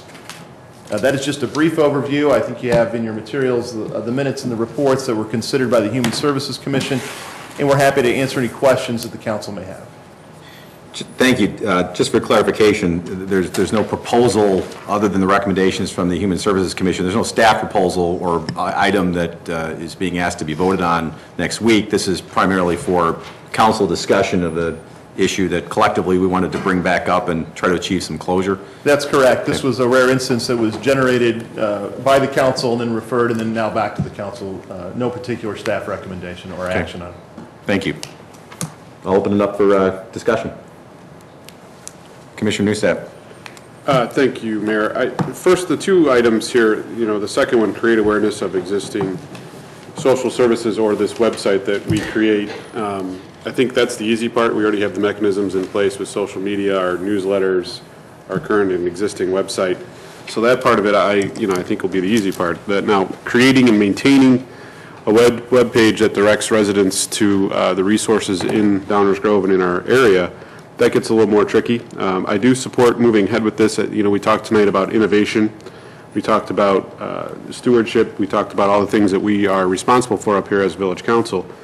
I think we have the staff on hand to create this type of directory, this type of website to help as a resource for our residents. New and innovative projects like this are often flexible and will be changing as the resource evolves. I will be looking forward to hearing what my colleagues say, but I think that this is a good step forward in basically, in my mind, creating a list for someone to go and check out if they need help. And we can shape it and mold it in any way we want. We've made some changes in this village over the years, and I think this is a good way to start getting back to some of the things that we can offer, not necessarily resources of tax dollars and staff time, but resources of information. And I think we're good at doing that. And our staff has shown that they can find ways to get issues out to our residents and to our constituents. So I look forward to hearing from my council colleagues and our residents, but I think that as we try to figure out something to actually vote on and move forward with, I will support these two measures as a starting point for getting back into the business of trying to provide information to our residents. Thanks, and I really do want to open it up to discussion, so I'm not going to call on people. Just anyone who wants to speak, just go ahead. Obviously, we'll all maintain polite decorum, and then if there's a pause, I'll ask the members of the audience to weigh in, because the purpose of this is to have a discussion. So I appreciate Commissioner Neustadt starting things off. Okay. Play nice and talk. Okay, play nice and say right. I have mixed emotions about this. I do agree that it is necessary to have information available to people who are in a situation where they need to know where to go and what social services may be available to them, what resources are available to them. And I agree with a lot of what Commissioner Neustadt said in that we're very good at having web pages, disseminating information, maintaining those things. We do extremely well, and I agree with Manager Fieldman in that we probably have one of the best webmasters around. I go back to, the discussions that we had a year or two ago where, we eliminated many things because they weren't a core service, and I hate to even use that word.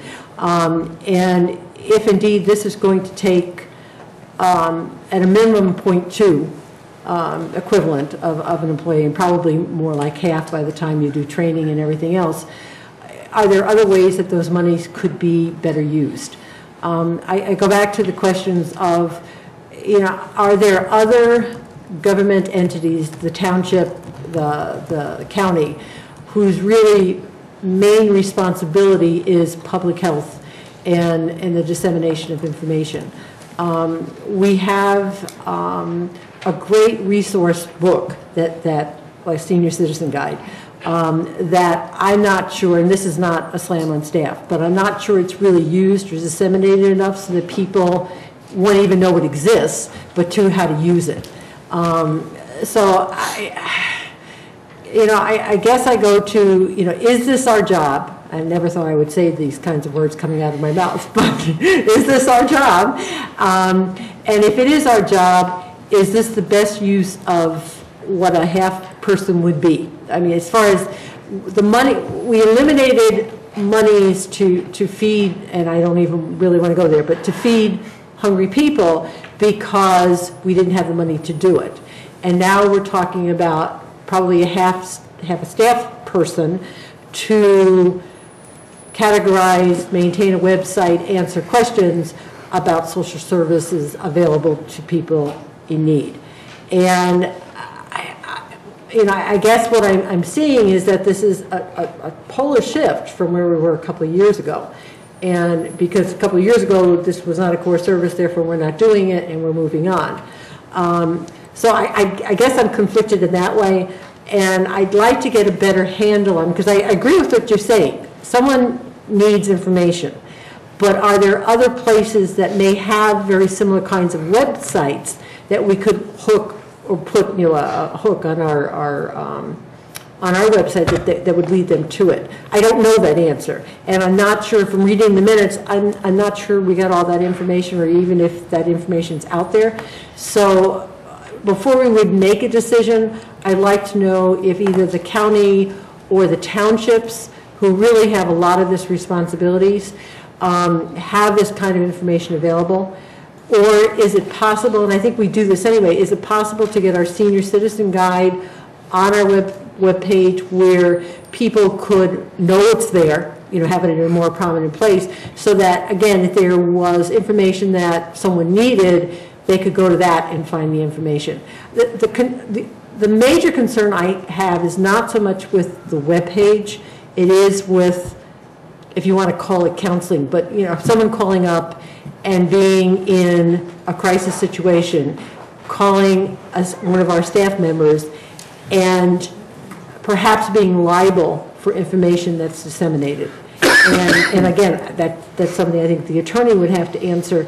But if the wrong information was given or they were directed to the wrong place, could we somehow as a village be liable for that? I don't know. And I guess that's why I'm conflicted with this. I have more questions than I have answers because I'm trying to grapple with this. And I'm trying to, I firmly believe information needs to be made available to people in need and in crisis situations. How they get that information, I don't know. I mean, are people in crisis situations go to the library and look things up? I don't know the answer to that either. So I don't disagree with you, but I'm not sure I totally agree with you, if that makes any sense at all, because I'm not sure. I spent entirely too much time trying to say what I wanted to say. But I need more information, I think, to process this as well as I should. If I may jump in here. First off, I want to thank the mayor and staff and my fellow council members for delaying this for a week so that I could participate in this discussion. If I had been here last week, I don't think we'd have enough for a meeting tonight with what was going around. But anyway, I appreciate that and participating in this discussion.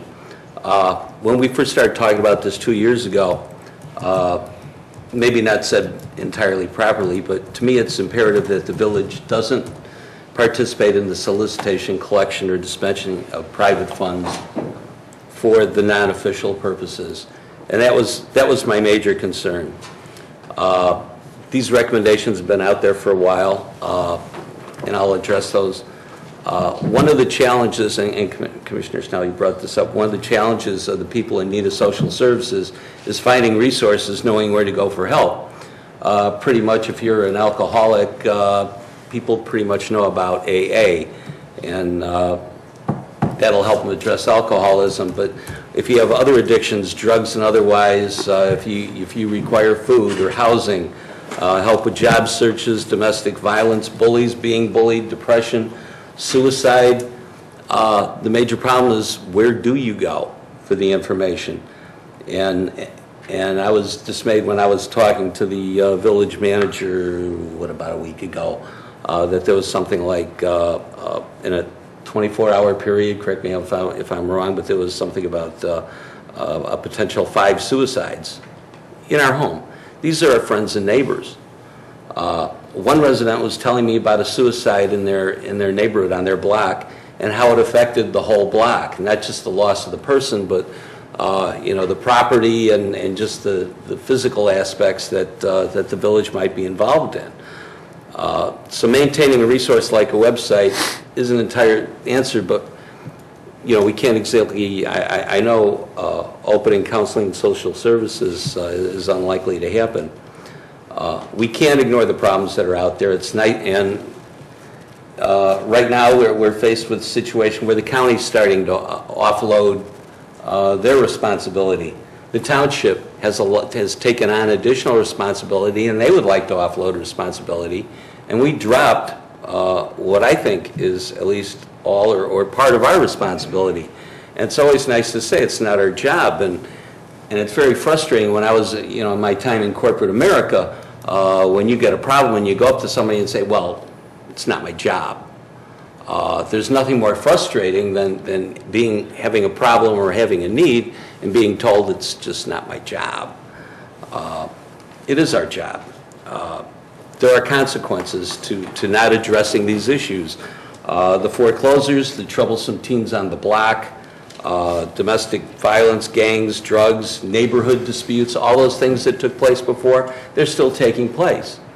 If you don't address them, there's a very good chance they get worse. They just don't go away just because they're not on report. And they aren't going to show up in our village budget, but we're paying for it. We're going to pay for it one way or the other. And if we go through the manager's report today, you'll see that there's still calls for well-being and suicides and psychological problems and, just an assortment of problems. They're still out there. Commissioner, you said, is someone in trouble likely to go to a website? And probably not, but they will talk to somebody. They will maybe likely go to somebody at their church. And then what does a person at that church do? Does it have to be the village that they call? Right now, our reputation for resolving or getting involved in these types of issues isn't very large right now. They're more likely to go to church or some other type of social agency that might not be able to help them. And when you do have a problem, if it's a son or daughter that's involved in something, you want to know where to go. And so if you go to the church or you go to somebody, if they know that there's a website or a resource that they can go to to get the information, that person is more likely to use it. Their friend might be more likely to use it. So I think having a website is, is a very good recommendation from the HSC. I totally support that. I think the question is cost. For someone, I always felt counseling and social services was valuable. So the cost that was estimated, that .2 FTE, I think would be well spent. However, I think that total amount of money is probably not necessary. And I've talked to the village manager before. I think when we give things to staff and the village manager, there's the idea of ownership, and that they have to do everything from A to Z and be responsible for it and be measured on it and evaluated and compensated and so forth. That, it becomes their total ball of wax. And in my involvement with NFPs, it's generally, I don't think all this is necessary. I think if we facilitate, rather than maybe have our own webmaster do it, if we can get the HSC as a recommendation, maybe to go back to this, say we like the idea of the website, we like the idea of advertising the website, and maybe have them, there used to be an organization, I don't think it's still around, the Partnership for Healthier Communities, when I came on council. That was a sharing of information. It was a valuable group. And I think maybe if, I'm not saying, assemble that group together again, but something like it. And I think you'll find that a lot of the not-for-profits or service organizations, really we're talking about service here, if the service organizations had an opportunity to create a site, you'd probably be surprised on the resources they would be willing to contribute to putting together a website, to gathering the information, to keeping it updated, and some of the marketing. I think they would be willing to do a lot of that. And if we have the attitude as a council to turn this back to the Human Services Commission and just ask staff to maybe facilitate the idea in their discussions, that we just don't stick them with and budget for and turn it into, number 13 in our list of projects? Oddly enough, number 13. But, we don't turn it into something like that. But just to keep things going, to have a plan, to get people to work together, but not necessarily just dump on staff and have it become that type of a project. And that I could understand not doing. Can I just, I don't want to. Go right ahead. I guess we're just doing loosey-goosey here. Pretty much done. My concern with, if indeed it's going to have a village name to it, and if indeed people are going to be able to call the village, then I think it needs to be done by the village webmaster. And it needs to have a village stamp on it, which my guess is why, and I can't speak for you, but that's my guess why you were saying that you would support this, simply because from my perspective, if it's going to have anything to do with the village and have a telephone number to call someone at the village, it has to be our website. Not that you couldn't have volunteers help to gather some of the information, but I would feel uncomfortable just, not-for-profits can't do it because there's lots of great not-for-profits in our community, but once you put the village's stamp on it and use a telephone number for the village, then I think we could get into trouble if indeed it wasn't somehow produced by the village of Downs Grove. So, I guess the concern is it becomes number 13. And how do we work another one? I don't know if staff can even work another wonder in with the 12 that they've got going. So, no, I mean, there's obviously it's priorities. And 12 Wonders of Downers Grove, the Labors of Hercules. Yeah, whatever. But, that's why I'm conflicted. But Mayor, I know my other colleagues want to jump in, but if I could just respond to that. I think every day our police department, our fire department, our public works departments offer places for residents to go for assistance, whether it's when your house burns down, your car needs to get towed. I mean, these aren't the same things as suicide and wheelchairs and Alcoholics Anonymous, but we offer assistance packages. Our whole lobby is full of brochures and trifolds of places to go. So I'm not so cautioned by that. I understand the caution that you're feeling. My thought of this list or the directory for the, the webpage is that it's not necessarily, hopefully not somebody in trouble, but somebody trying to help someone else that's going to be looking for the service. While we were talking, I did a Google search for, I need a free wheelchair in Downers Grove. I'm on page 3, and I still haven't found anything but wheelchairs for sale, wheelchair lifts, rides here or there. So I think if somehow the website can be crafted that if Downers Grove popped, and there's ways to do this in a search engine, Downers Grove pops up with wheelchair, if there's something, a Salvation Army opportunity in Downers Grove, if there's anything out there that can put all those words together. Search engine optimization. Exactly.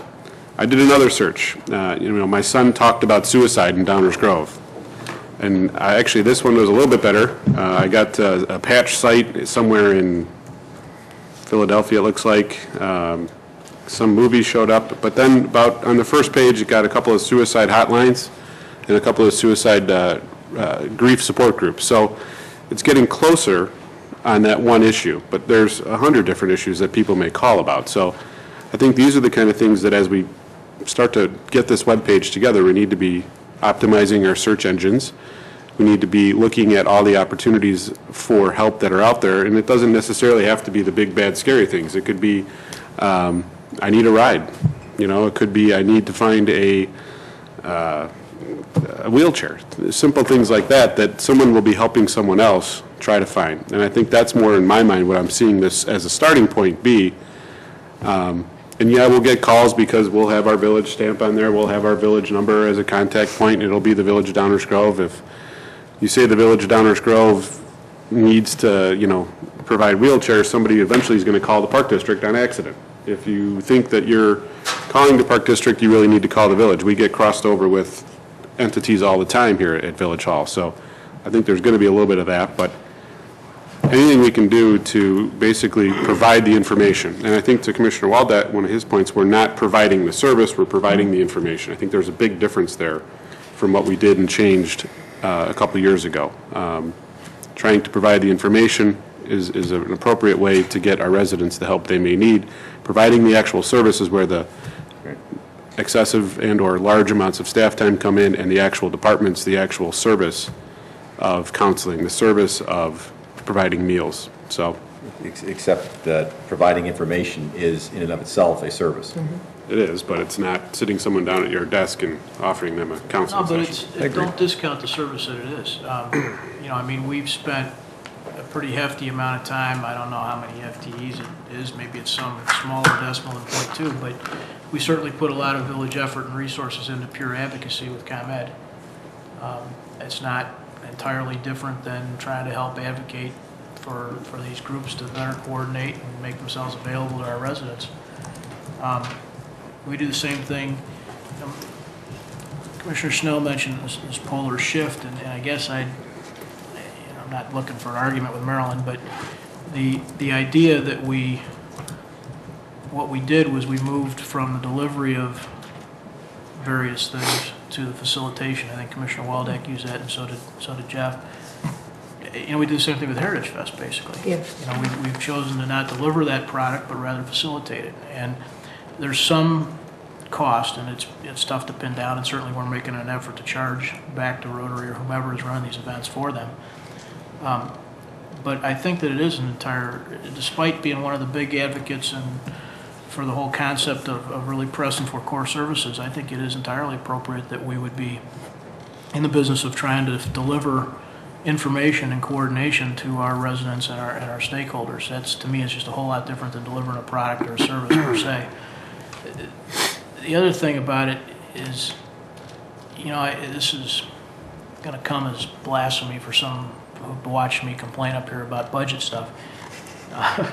But there's 7 of us up here, and there's a staff over there, and we're talking about trying to take a step in the direction of filling a need without spending a ton of money. And if this thing gets sideways or is terribly burdensome or proves to be totally ineffective, I can't imagine that this group of folks all lining the wall over there and sitting up here are just going to ignore that and let it run on costing a bunch of money. I mean, this is, in my mind, reasonable start at trying to fill what is clearly a need. One thing about reading through all those minutes is there were a lot of folks that, as the report talked about, that came and talked to our HSC folks. And that was a pretty common theme, that the idea of some coordination of information was something that they all thought would be useful. You know, they didn't all jump on the funding bandwagon, as Commissioner Waldeck pointed out. But the idea of communicating and better coordinating that communication was something that I didn't see anybody arguing with. And several people made a specific point of saying that would be a big help. You know, Jeff and Bill's descriptions of how it's most likely would be used, I think, is spot on. Somebody hears about somebody who needs something and goes. I think it's really something we should start on, and it's a small step forward in the right direction. I was struck by listening to the beginning of this evening State of the Village address, and you know, the mayor's talking about planning and the need for planning and the need to plan to succeed. And you know, it's no small part, some of those really difficult budgets of 2009, 2010, that drove some of the thinking that we might need something like this, that set us up, that helped us plan to be in a position to have a 2011 that wasn't so horrendous. And this came out of those budget discussions. You know, the origin of this is simply, hey, we've cut some real difficult things and left some real big gaps in our community. How can we still fill them without adding to our financial burden? That was, if you go back to some of that original stuff from October, that was the idea. That was where it came from. And I think it's something we should start down the road to trying to do. I think we ought to just tell our staff to get started, and then, like Bill said, you know, re-engage the HSC at some point, give them back a staff product and say, what do you think? Is this what you had in mind? How might you do it different? They're out there, they're willing. I really think we should move forward with it. I'm not nearly as concerned about either the cost or the potential of somebody calling up, because I think we're handling that stuff every day as an organization. Think about the ending of the State of the Village address and that MuniNet comment. Innovation is a cultural building block now in Downers, and that's something everybody in the community should be proud of. It's also something that plays into this. It's not likely this is going to be a harebrained idea that ends up off the rails. There's going to be people in our staff, on our council, on our volunteer boards that are continuing that innovation trend and trying to make something work. I'd like to see us press it. I don't want to monopolize, can I just make? Yeah, go ahead. I don't have a problem with doing it. In fact, as everybody knows, I was not happy with a lot of the social service cuts. My concern is, one, whether or not we're duplicating something that already exists, which is why I asked about the county and township, or whether or not we could partner with someone like that and get more bang, I guess, if you want to call it, for your buck. My other concern is that obviously we've already given staff 12 items to work on this year. And if we add a 13th, and another one, what does that do to being able to accomplish the other ones? And I don't know the answer to that either. But I think we need to find that out from staff. I believe in social services. I believe in providing information. I believe all this wonderful stuff is great and it should be done.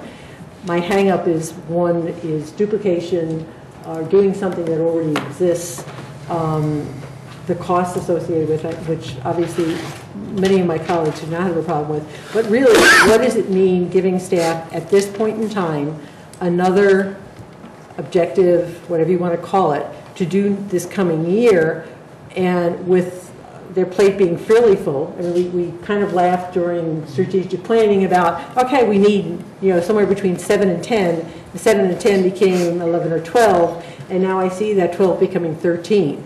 And bottom line is, Dave is the one who gets, looked at as to whether or not he can accomplish the goals that we give him. And I don't think it's a bad idea. In fact, it's probably a great idea. I just want to know that it can reasonably be done. If indeed we decide to do it, can it reasonably be done this year? Are we setting ourselves or staff up for failure? Or if we decide to do this, is there something else that isn't going to get done? I don't know the answers to that either. As I said, I've got more questions than I have answers right now. But I'm just trying to throw stuff out, not being a devil's advocate, because I believe in social services, I believe in doing things for people in need, but I want to make sure that it's all thought out and we're doing what we should be doing, or doing it at this point in time, or eliminating something else, whatever it may be.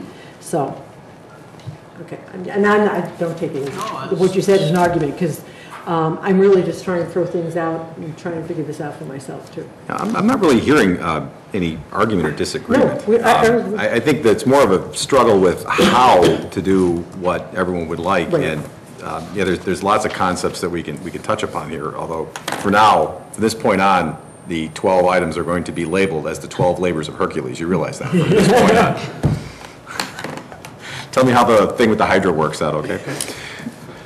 Seriously, with respect to this topic, though, there's no question that the origins of the concept, as Bob described, or the goal that others have described, is something I think everybody can get behind. That's not the issue. It reminds me of, and yes, we have to look at things like stewardship and community investment and innovation, and I think it's really the innovation here that we need to focus on the most, because this reminds me of a discussion, I feel like it's a twilight zone, with respect to a different board and commission, about the differences between delivering a service, sponsoring a service, and facilitating a service. Well, the decision was made, this is a service we're not, as a village, going to deliver. And one can debate what sponsor means. This, to me, this current proposal sounds an awful lot like sponsorship, where we're taking an active role and standing behind it and actually contributing dollars and labor to it.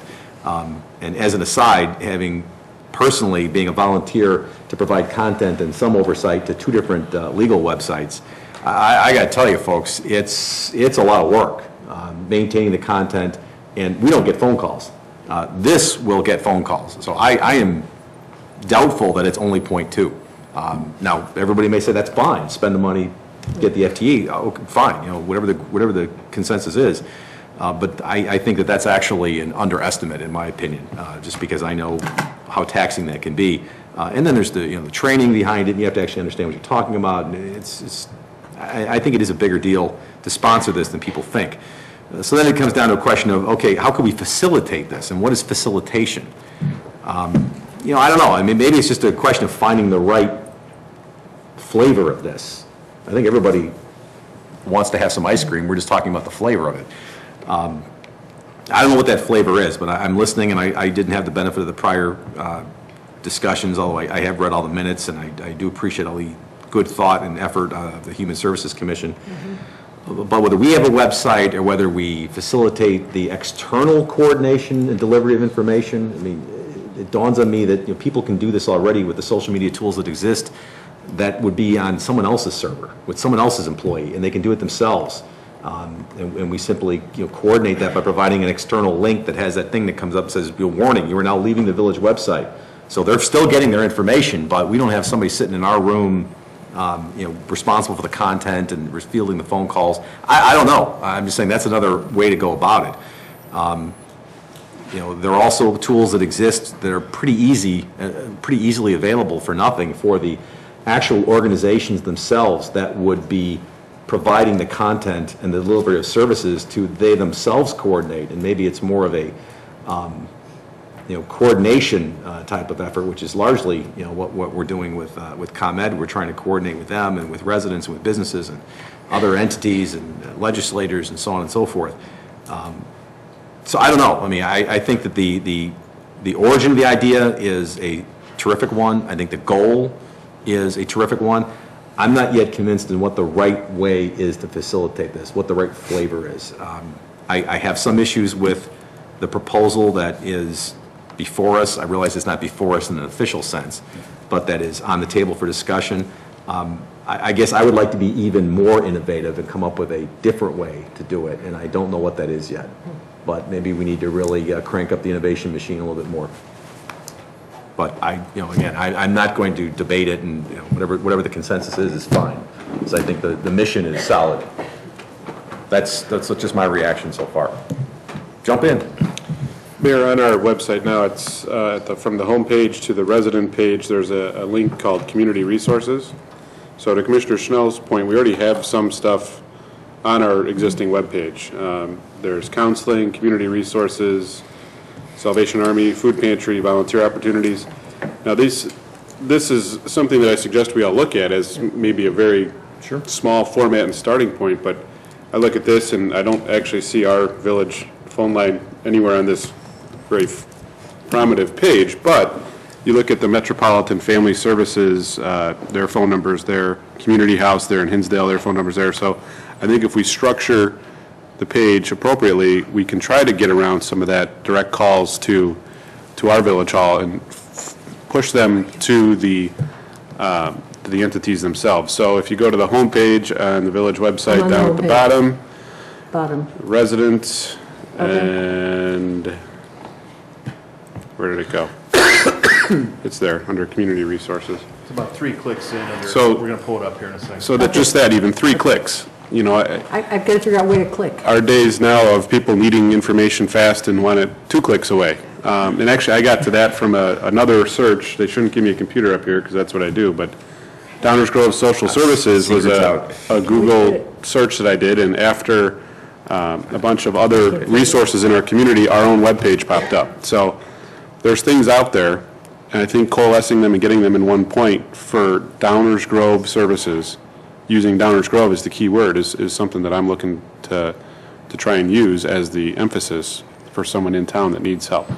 So just I'll jump in here on that comment. What we found is, and you see the screen here, it's under residents and then community and safety programs and then community resources. What this takes you to is some of the not-for-profit counseling services that are in our region, and then some community resources, but really at a county level. If you click on some of these that are at the county level, for example, DuPage County Community Resource Information System, that is a searchable website. It's very similar to the concept that we're talking about here. The only difference is that is at a county level and not specific to Downers Grove. So to answer the question of overlapping service provision, there are things that exist that are countywide. And the recommendation was, should the village do it at a village level? That was some of the discussion. So you can see here that there are searchable websites in the areas of social services. One of them here on this page is a community hunger network. You click on that, 2 clicks away from that link is a searchable website of all the food pantries in the whole county. So it's just a question of, do we do that? And the other thing is, of course, there are organizations that actually do undertake the service of helping direct people to the right other external services. I mean, I know firsthand the Walk-In Ministry of Hope, that's what they do. They provide certain services for immediate needs for this particular community, this their service area, but then they also have all the information to steer people in the directions, and there it's not, a website or a phone call. I mean, you actually come in and the person is dealing with somebody who's actually been trained in it. They're already doing that.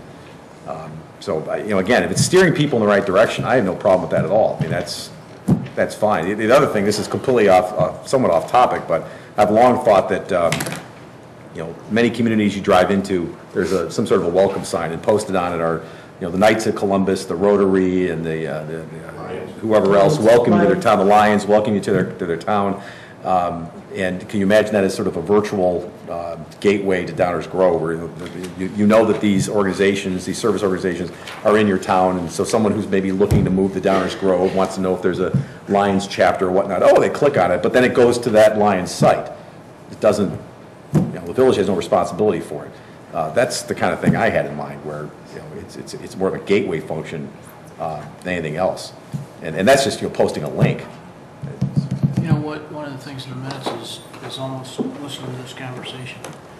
I'm sorry? One of the things in the minutes from one of the meetings, this is from March meeting, there's a spot where a lady from Walk-In Ministry of Hope points out the need to have a centralized location to coordinate these things. And then chairman of our HSC points out the need to make sure we don't duplicate services. Right. That's exactly the kind of discussion that they had for 3 months. And just in full disclosure, I'm also a board member of the Walk-In Ministry of Hope. That's why I know this. So, full disclosure. Can we hear from? Yeah, I want to take I think up. Mark wanted to say something. No, I think he was going to tell you what Jeff said. You gonna tell me what Jeff said? Yeah, I was big. Well, if you wouldn't mind, please. Yeah, we're at a contemplative lull in the discussion, so if there are any comments, questions from the audience on this topic, please.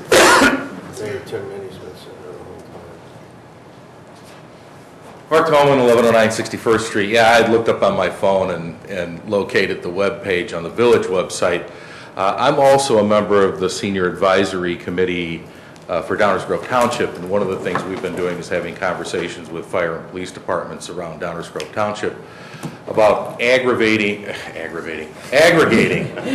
information availability to the functions that a township normally provides, which are senior services, first responder aid to the needy, food pantry, assistance programs. And what you guys are going through here, most other communities are also going through in their own individual isolated bubbles. And what I would that's suggest, the answer. Yeah. So, you know, it might be stirring the pot, but it might be throwing some sprinkles on the ice cream, that perhaps there's time to be spent investigating whether you can aggregate that information availability rather than take it upon yourselves individually all over the county. We talked with Kathy Jordan from Elmhurst. They're very aggressive in getting information out to their residents, and it seems that where you guys are kind of from the ground up trying to do something very forthright and very commendable, what we were looking to do was basically kind of photocopy where those guys started 5 years ago to get the process moving forward faster. Now that's something that would entail using some municipal facilities, particularly that have videotaping capability, to put things up on the internet, because, and particularly on cable channel 6. Because one of the things a lot of people do, especially seniors, is watch cable TV.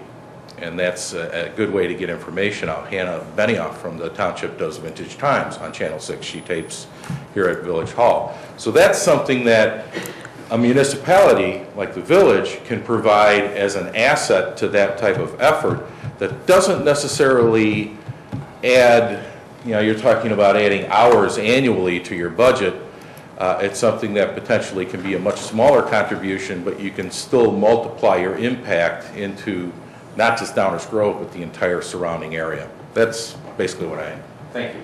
Thanks. So these are the townships doing it, right? Tim? So no need to duplicate it. My name is Tim Meany, 420 Franklin Street, and just to quote from the green sheet tonight about what the objectives are that came forward on this. One is to create and maintain an interactive and searchable web page that can direct residents to available social services. That's correct, but I think it's incomplete, and it's sort of surfaced in the course of the discussion among the council here. I think that should be amended to say to create and maintain an interactive and searchable web page that can direct residents and social service providers to available social services.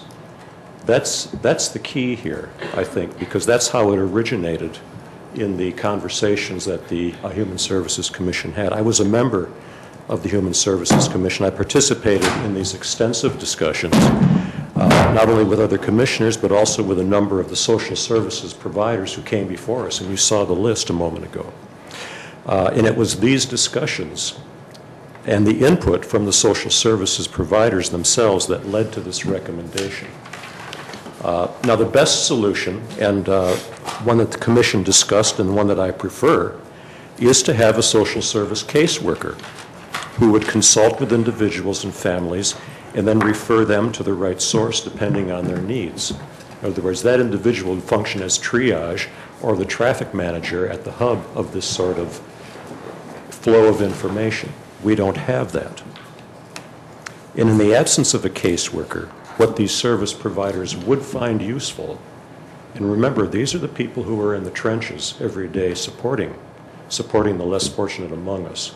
What these people said they would find useful was some other way to coordinate their efforts with each of the other agencies and groups serving the people in our community. And the idea of a database as a solution is one that was supported by the social services providers themselves. In fact, it may have originated with them. I don't recall how that actually arose in the course of all our discussions, but it may have actually come from them rather than from members of the Commission. We waved around things like a pamphlet. You're familiar with the pamphlet or the directory of services that is outdated now, but there is a paper version of something like that. that was good up to a point, but it doesn't solve the problem. Case in point, one of the service providers mentioned that someone had come to them in their organization, a fellow who had a job, who needed, however, to get his car repaired so he could get back and forth to his job. That organization did not provide that sort of service. They did not provide funds for that sort of thing. They had to turn the fellow away, only to learn sometime later that there was another organization over here that happens to do that. Now, we might think that all of these different groups know exactly what everyone else is doing and what they're capable of. It came to pass, and it emerged in the course of those discussions, that that is not necessarily the case, and that they need some way, whether it's triage through a caseworker or whether it's some interactive source by way of a substitute that allows them to get this information that's important. As a result... I don't mean, I'm sorry, my apologies for interrupting you, Mr. Meany, but just on that point, because I think it's worth pointing out, it's my understanding that the tools, the collaborative tools, exist right now freely for anyone to use to do exactly that. It would only require that the different service providers would get together and put those materials into the collaborative tool. I mean, there are things that exist right now on Google Docs and other collaborative tools that are available basically for free. What I'm hearing is that they may not have the experience or expertise, and so we're talking about having a webmaster. Like, I don't know who has webmasters or whatnot, but I know this can be done. I mean, there are volunteer organizations already collaborate in this way today, using freely, publicly available tools. So if it's a matter of teaching them or showing them how to use it, I'm not sure how we get to there, but I think that the difference of opinion, perhaps, or some difference of opinion, I'm not even sure qualifies as a difference of opinion, but some of the questions have been raised have been, well, I don't know if we should be contributing village resources towards it. And that's why I have a little bit of hesitation, because I'm thinking, well, that could be set up right now based on freely, publicly, zero cost social media tools and other collaborative tools. Sorry to interrupt. I just want to get that out, only because you gave me a great place to say it. So my apologies. And you raise a good point. I think that they brought this up because they don't have that capability. I fully recognize that. And I think it also offers the village a great opportunity to take a lead on this in helping them develop that. And perhaps even becoming self-sufficient in that regard. I think self-sufficiency is something that is important to them. In any event, the Human Services Commission voted unanimously in favor of this resolution that we're talking about tonight. I continue to support it. I think it's a small step toward what is needed in the community, certainly, but it has the virtue of being a very cheap solution under any circumstance and under any consideration. And I think we need to keep that in mind, too. We're not talking lots and lots of dollars here. Sure. And to Mayor Tully's comment about developing something that allows the social service providers themselves then to become interactive with, i.e. to contribute information to it. And this was discussed to a degree in the commission. They were not expecting the village to sit down and create an inventory, but to facilitate some means whereby all of the various services that they provide could be put together in some fashion that would be usable by the different service providers, as well as residents themselves who may want to look at this. You just put another thought in my mind. There's an old saying about you give a man a fish, he eats for a day. Teach a man how to fish, he eats for a lifetime. Right. It may not be having the village run anything, but simply, I'm just speaking out loud. It may well be. You're inspiring me to think of lots of things, so thank you. It may well be, but I think it's important for us, because we have this before us, because it's a recommendation unanimously from the Human Services Commission, that I hope the council will give this serious thought in finding some way to take a lead in this to make it happen.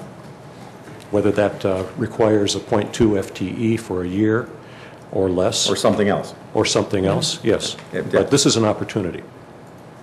Thank you. Thank you. Thank you. While we're on our contemplative lull, any other comments or questions from the audience? Any further discussion up here? I don't think we're done. We're not finished with this conversation. This is really the beginning of it, and it sounds to me like everybody would like to see if we can do something. It's just there may not be complete alignment on what the something is. And I don't know if I know enough to know one way or the other. Based on the discussions we have here, I'd like to see our Human Services Commission take a more active role, kind of listen to what we've said, what we're, the way we're heading, and having them maybe take the next step. And keeping in mind for us, I think, to keep this away from being number 13 for staff. Although I'd love to see it as number 13, 14, and 15, but that's okay. That's just me. Yeah, the 12 almost killed Hercules. Almost. Doesn't count. But anyway, no. I think it'll also be more of a challenge for staff to not take charge, to be more facilitation. I think when I first got on council and I was talking about the Partnership for Healthier Communities, there was a lot of information going back and forth, and it was very positive, and I don't know how it passed away, but it did. But I think there's a sense of urgency out there by the service providers to do something like this. And maybe if Human Services, we get together and we give them less contemplative, they can do the contemplative stuff, but then, maybe they can take a more active role in actually people on their own time contacting service organizations to bring them in and talk to them and see what's really needed and what the possibilities are. I've talked to Dave a number of times how we could, working on, for one group, you need a marketing plan. Okay, fine, we need a marketing plan. Well, there's a university there that with marketing students, and you just give them the idea that, hey, I think we need a marketing plan. Well, within 10 days, he had a whole book marketing plan, free, from a student. Not an undergrad, but somebody who's actually wanting to get into the business. That's marketing. There's also things that, with websites and social media. Well, what we need is a wedding planner for social services. That's what we need. Yeah. So my recommendation would be to turn this. Wedding planner, anyhow. Was that movie? We could hire her. Hire who? Whoever played in the movie Wedding Planner. Oh. I'm sorry, it was another inappropriate pop culture reference on my part. Go ahead. No, maybe excuse me. At this point, maybe we can make a recommendation to send this back to the Human Services Commission to continue with this recommendation with the idea that, this isn't something that we really want the village to necessarily take the lead or control of, but let them do some of the work. Let them do some of the heavy lifting and work with the groups that are out there. And I think we could get a good response from the service organizations that are out there. I want to hear from, I know both Jeff and Sean want to say something. Sure. But I don't know if I'm ready yet to send anything back to anyone, because one of the other things I'm a big fan of is any board or commission is giving them a defined task with defined expectations in terms of work product. I don't think we're there yet. We could be at that point, but I don't think we're there yet. I think we just got to gel a little bit more. But you're going to burn a lot more than 0.2 FTE if you say HSC start talking about this again for 4 months. Well, that's why I would rather not kick anything back, especially if it's amorphous. Like you heard what we said, go look into it. And I'm not criticizing you. I think the boards and commissions appreciate it when we give them a defined task and defined expectations, and I think we also get better information back from them when we have well-defined what it is we ask them to do and what it is we're expecting back. All I'm saying is we're not there. I don't think we're there yet based on today's conversation, but I'm not suggesting today's conversation is the last conversation on this. So that's all. I think we do need to give staff and ourselves a little bit of direction. I appreciate Commissioner Waldeck trying to get to a point where we have a resolution, but I think we have heard from Human Services Commission, we have a recommendation. Yes, I agree. I had a similar conversation with the manager when we were speaking of this item about sending it to Technology Commission because it was about a website, trying to get the volunteers involved. And the answer was, we have the staff and the talent to create a website, even if it's just a template that comes back to us to say, this is what we're thinking of doing.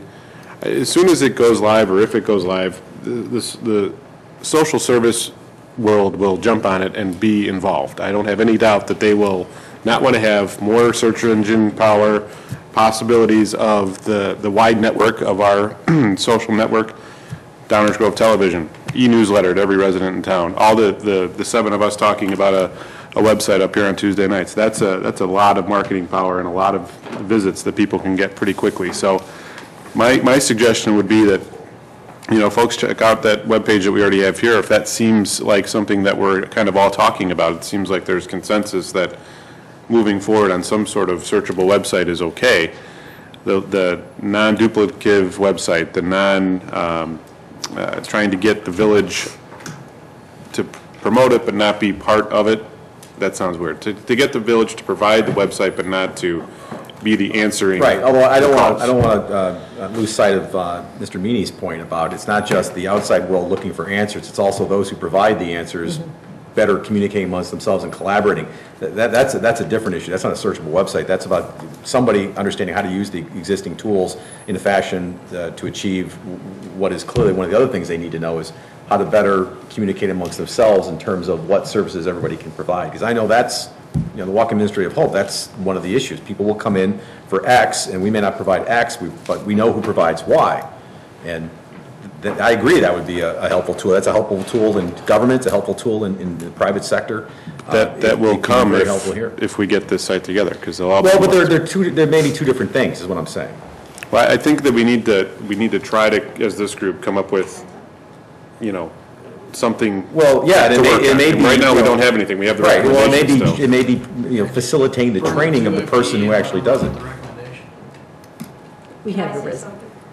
Of course. I was at the meeting when they all came and just talked. For the record, oh, Megan Schroeder, please, 6036 Ridge Court, Downers Grove. I know. Otherwise, we won't know where to mail the transcript. No, that's okay. Yeah, I'd like to have a transcript of this meeting because I was at it when all the people came and talked. And as I recall, unless there a lot of things happened in between, what happened was they all came and they gave their presentations. And in the audience where we were sitting, listening, they were saying, oh, I didn't know you were there. I didn't know you did that. I didn't even know you existed. There was nobody there, and there were people from the walk-in ministry. There was no one there who knew all about each other. All they were talking about was a list. All they were talking about is where they could click and call each other. I don't think that any of them wanted you to facilitate any information. I think they wanted to speak for themselves because their hours of operation were all different. What they did was different. What they could provide was very liquid. It was if we have this, we can provide cars. If we have someone to drive, we give people rides. It was all very fluid, and they really wanted to control their own information. They just simply wanted to have a list where they could talk to each other. I don't remember anyone asking anything of the council or the administrators or anybody who worked for the village other than informational list. Can I click on this and find out where you are? And they said that would be great. And a lot of them said if you could facilitate maybe another meeting once a year where you could invite everybody who does this kind of stuff, that they could meet and talk to each other. They liked watching the presentations. They listened to each other, what they had to say. But I don't think, as Bob said, I don't remember any of them asking for money or work from anyone. Just simply a clearinghouse, their name, their number, and where they were. I don't think anything, and so I think you're making this way more than it needs to be. I think if you could just list them, and they could. Of course we are, we're local government. Yes. So I just think, well, I know, so let's knock it off, and let's go to core services, and what they want is a list, and I think they'd be happy with it. Maybe it could grow from there. Maybe lots of things happened in other meetings I was not at, but I was at most of them, but I don't know where it went from, but I really think that that's all they were saying, wow, if I just could look at a list. And they didn't know what each other did. That was about it. So I understand, I don't think the yellow pages is responsible for people who call people from their phone numbers and, you know what I mean? I think it would take your liability out of it. I don't think that the village should have to know what these people do because I think from what they were saying, it changed a lot what they did. So you'd be training them all the time. So really, I would hope you just do the list. Put the links. I think it would be great. Thank you. Thank you. Well, I mean, certainly if there's a link to an external list, that's a no-brainer, but that's not what I understood this to be. I didn't either. Well, we asked 5 real specific questions, and 2 of them got answered. What role, if any, could the village play in providing information and creating awareness? Create awareness through various marketing and communication venues. There's a specific answer to that question. What role, if any, could the village play in facilitating and coordinating, create and maintain an interactive searchable webpage? These aren't, we asked 5 questions. They met 3 times, interviewed dozens of folks in this business, and the message came back, I think, probably as Mrs. Schroeder said, because that's certainly the way I read these minutes. And they left those minutes saying... That's not what's up on the screen, though. Yeah, that's exactly that's what I'm reading. Create and maintain an interactive searchable website is not a list. Sure it is. You bet. It's you throw the Google search engine on your website, now it's a searchable list. And then what they said in these things... No, I disagree. All right. Well, you're talking... I disagree, but what they said in these things was nothing more, Martin. It wasn't any more detailed than that. And they ended by saying we ought to try it and see what happens. If all we're talking about, Bob, is putting up a link that takes you to another site, done. Yeah. I agree. That's not what that says. The only additional thing up there is searchable, and that searchable is that easy. If we simply have a link on the top of our website or wherever, like we do for economic development, community events, park district, schools, library, downtown management, done, meeting over. It's pretty close to what they're saying. Well, I don't understand what the discussion is about this. That's not what I got either. What I got, because it was a discussion about going out and finding out what they did and writing it down and getting information out there and, But that searchability is exactly what you do. When you build that base, you're listing for, pick one, fish pantry. It's got fish pantry's a link, and it's got a phone number, it's got an email address, and it's got a website, sure. But in the background of there is a table of data on fish pantry that becomes searchable. So if a person puts in food, or they put in clothes, or they put in Prince Street, they end up with one of the responses ends up being fish pantry. It's building that database, which is not that much screwing around. The $1 million wild card is what's going to happen in 6 months when it's up and somebody calls, the 434 number because it's on our website. I think that's where the big question is. But the point 2 is clean and fixed because you guys know exactly what it is. That's no big deal. The wild card is what's going to happen later. I don't know why we wouldn't start down the road and see what happens. So let's give staff the direction to create that template and bring it back to here and start. Do these 2 things in something like 0.18 FTE in about 20 minutes and come back to it. I really think there's a failure to understand the technological issues involved here. If we're talking about, go to schools on the website. You click on a link, it takes you an external, well, actually, it gives you a list of links. And then you click on those, and it takes you to external websites. Where do you want me to go, Mark? Okay. Where do you want me to go? Top of our website, homepage. Go to the homepage. Yeah. oh, okay. Okay? You got economic development, community events, park district, schools, library, downtown management chamber. Pick schools. Click on schools. A whole list of schools come up. Address, phone number. It's the search box in the upper right that's the issue. If you type Well, but hold on a second. That's why I'm trying to draw a distinction here between something that's searchable and something that is what was Ms. Schroeder simply defined was a list with links. A list of links, done. What's meeting over? So clearly your hesitation means there's more to it than that. Otherwise, you would say, yeah, that's all I want. No, there's no. I don't. I think I think you and I disagree on the technical aspect of it. I think that what. Well, then inform me because I'm missing something here. Because if we would go back to that where you get schools and you get the list of schools. Okay. If under the District 58 link, if back here the stuff you're not looking at has linked to it, has a list that says that's pure data. It says Puffer. It's got their address and phone number. It's got Whittier. It's got their. Then when I go up to that box in the upper right hand corner and say Puffer School, I get that information instead of some list of the minutes where it was mentioned in our stuff. We've got a searchable database. We just don't have their data built into it. Which now you're getting that someone has to maintain that. Someone maintains that searchable database right now. Somebody here actually spends time doing that. But if you look at schools, just take Okay, schools. so I just want to be clear. We are talking about something more than simply a list of links. Not a hell of a lot more. If you look at your list of schools, well, it's not, Martin. It's a matter of degrees. Point 2 is an estimate that they come up with that they're pretty sure about. And if you look at the list of schools, the only difference is populate the data behind it. Most of these are relatively static lists. To the point about just creating a list, Walk-in Ministry of Hope is probably not moving or changing in any kind of recent past, right? Or planning on anything in the recent future. That list is pretty static. That schools list is pretty static. It had to get created one time, and that took our 0.2 FTE. But it's not changing every 2 weeks. It's not like we're going to list events, we're going to list different personnel and that stuff. We're listing exactly like that list. What is the content that is going to be in the database that's going to be searchable, that will be unique to the village website that is proposed to be created, that one could not go to an external link and find?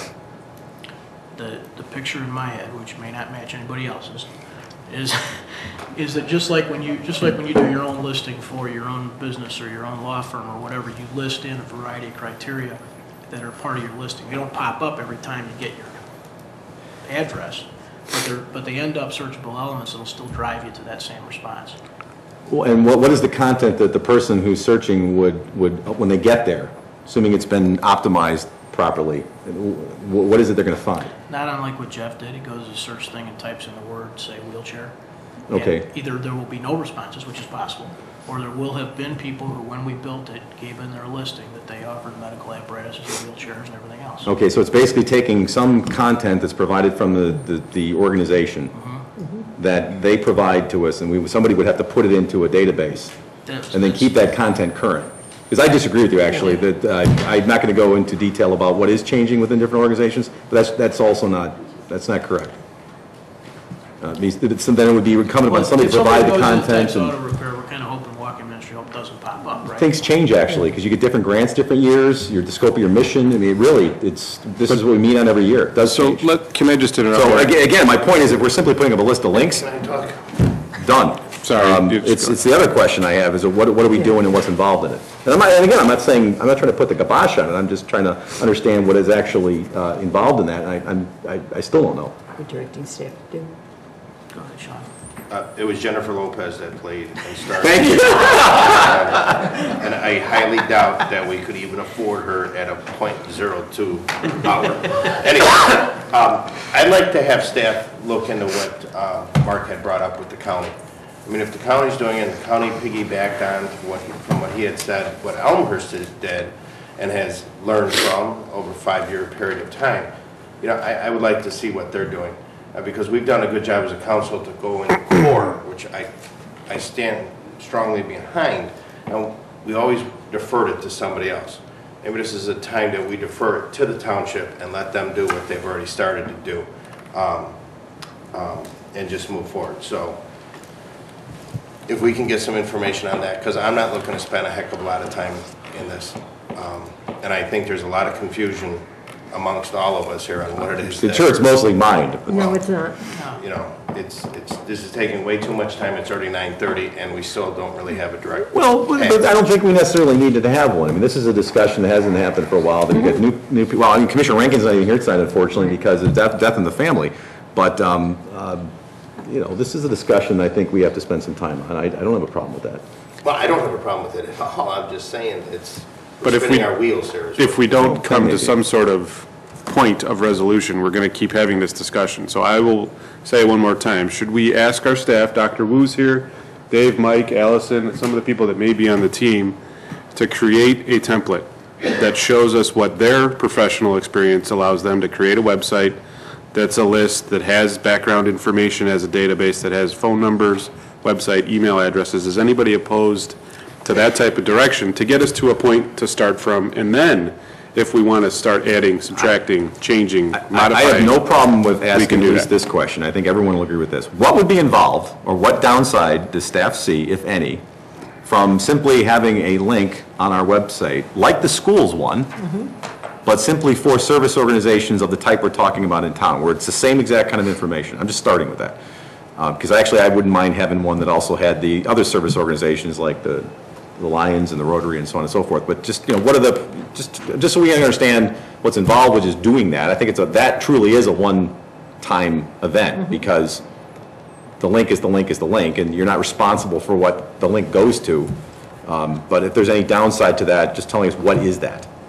Right, so basically, if we're going to be in the business of creating a link that has, a list of other links, we can take an active role or we can take a passive role. Well, and that's really the question, because right now, what is our active passive role with respect to schools? The passive role would be to announce at some point in some venues that if you want your link on this list, just send it to us and we'll link it as they come in.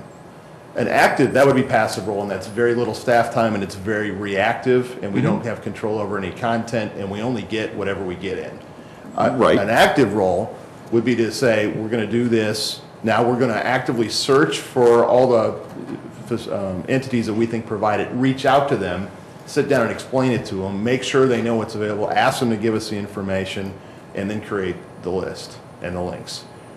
The next level is what was recommended, which is actually sitting down with what we estimated to be 50 service providers to create a searchable website of 15 to 20 service categories that would be updated on at least a quarterly basis.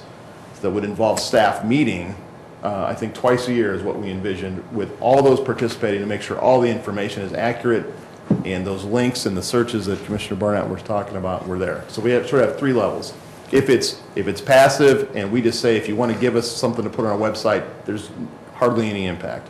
If we are an active role and we're trying to make sure that list is comprehensive and well maintained, there's a moderate impact. And if we're in the business of creating and maintaining an interactive, searchable website from people we haven't met yet or people we haven't engaged with to make sure that it's kept up to date, that's the 0.2 FTE.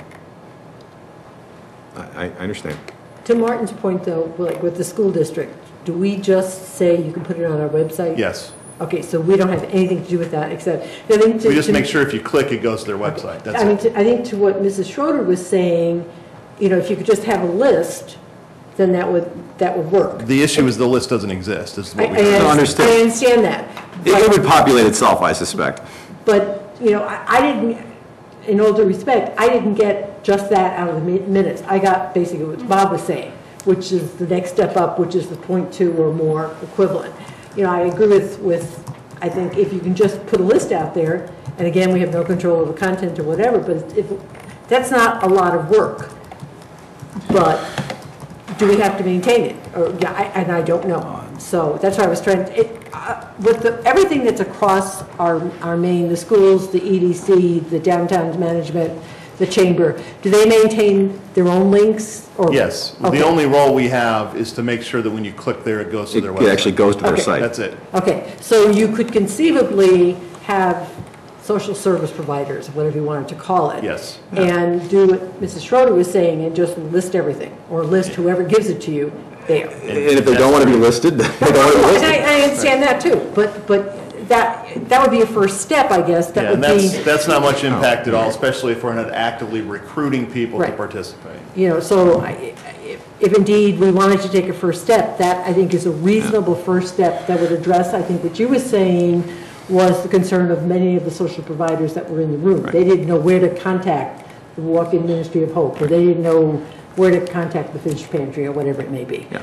So, Well, would you even know what the Walk-In Ministry of Hope is? well, but if you... It sounds more like a religion than a service organization, and just providing a list. That's one of the issues of possible change. You can go on the internet and just get a list. Well, or you can go to the problem- chamber but- site and but click the on problem- Chamber Cares, and there's a number that But I comes up guess right there. the question is, and I think what came from Human Services was, and like Jeff brought up, you need a wheelchair, you need a ride. Senior living quarters. I mean, you can go from, you know, you can get a list and you can find one with golf courses and pools and all kinds of stuff. And maybe what you're really after is for somebody who really doesn't have any resources, who maybe needs federal assistance. So are you going to go through an entire list and find out about all the swimming pools and golf courses before you finally find something that might have, you know, a Section 8 senior housing type of situation? And I think that's the kind of thing that we're trying to get down to. I don't disagree with you. It's just what I'm saying is that's what I read into when I read in That's the what I minutes. see. But that's not what And that's Mrs. the Schroeder was challenge. saying, and that's where I think we're all trying to come to grips with something. I think we killed that horse. We only beat that horse to death. We ground it up and Yeah. made sausage out of it. The thing that intrigues me is what Mr. Meany said, is that I'm now thinking of the, I'm not, oh goodness gracious, I can't think of the name of the Miracle on 42nd Street, where, you know, it's the, you know, Gimbels sends people to Macy's, because Macy's doesn't have it, so they send them to Gimbels, and then Gimbels says, well, that's a great thing. Really, that's what we're talking about here, is where, you know, go back to that collaborative tool where the people who are looking are going to go somewhere. They're going to call somebody. And that, the concern is that somebody isn't going to know the right source to send them to. And it's really, I think the different providers need to be linked in to know who has what information, because if somebody walks into, in this little movie analogy of mine, somebody walks into Macy's and they don't have a wheelchair, but Gimbel's does, and here's the number, here's the information, because they have that collaborative tool with that information at their fingertips. And you know what? That's something that maybe we can help them get to that point in some way. I would be supportive of doing that somehow. It's the teaching the person how to fish rather than giving them fish.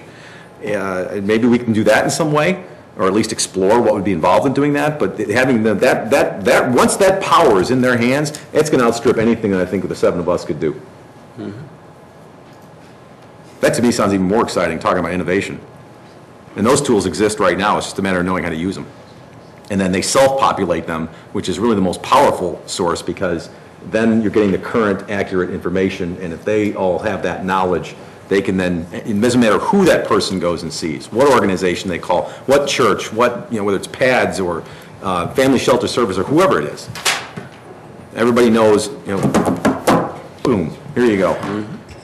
Mayor, I don't mean to interrupt out of turn here, but I think, staff has learned a lot just from the interaction of the seven council members. There's a couple of things that I'd like to... Well, we're going to take a break and then have another couple hours. That would be great. I was about to suggest, how about a 5-minute break before we reconvene? No, actually, what I'd like to do is kind of take in with our team. We have a lot of directors here, convene a little think tank to react to what we heard tonight and present some recommendations and options moving forward based on what we heard tonight.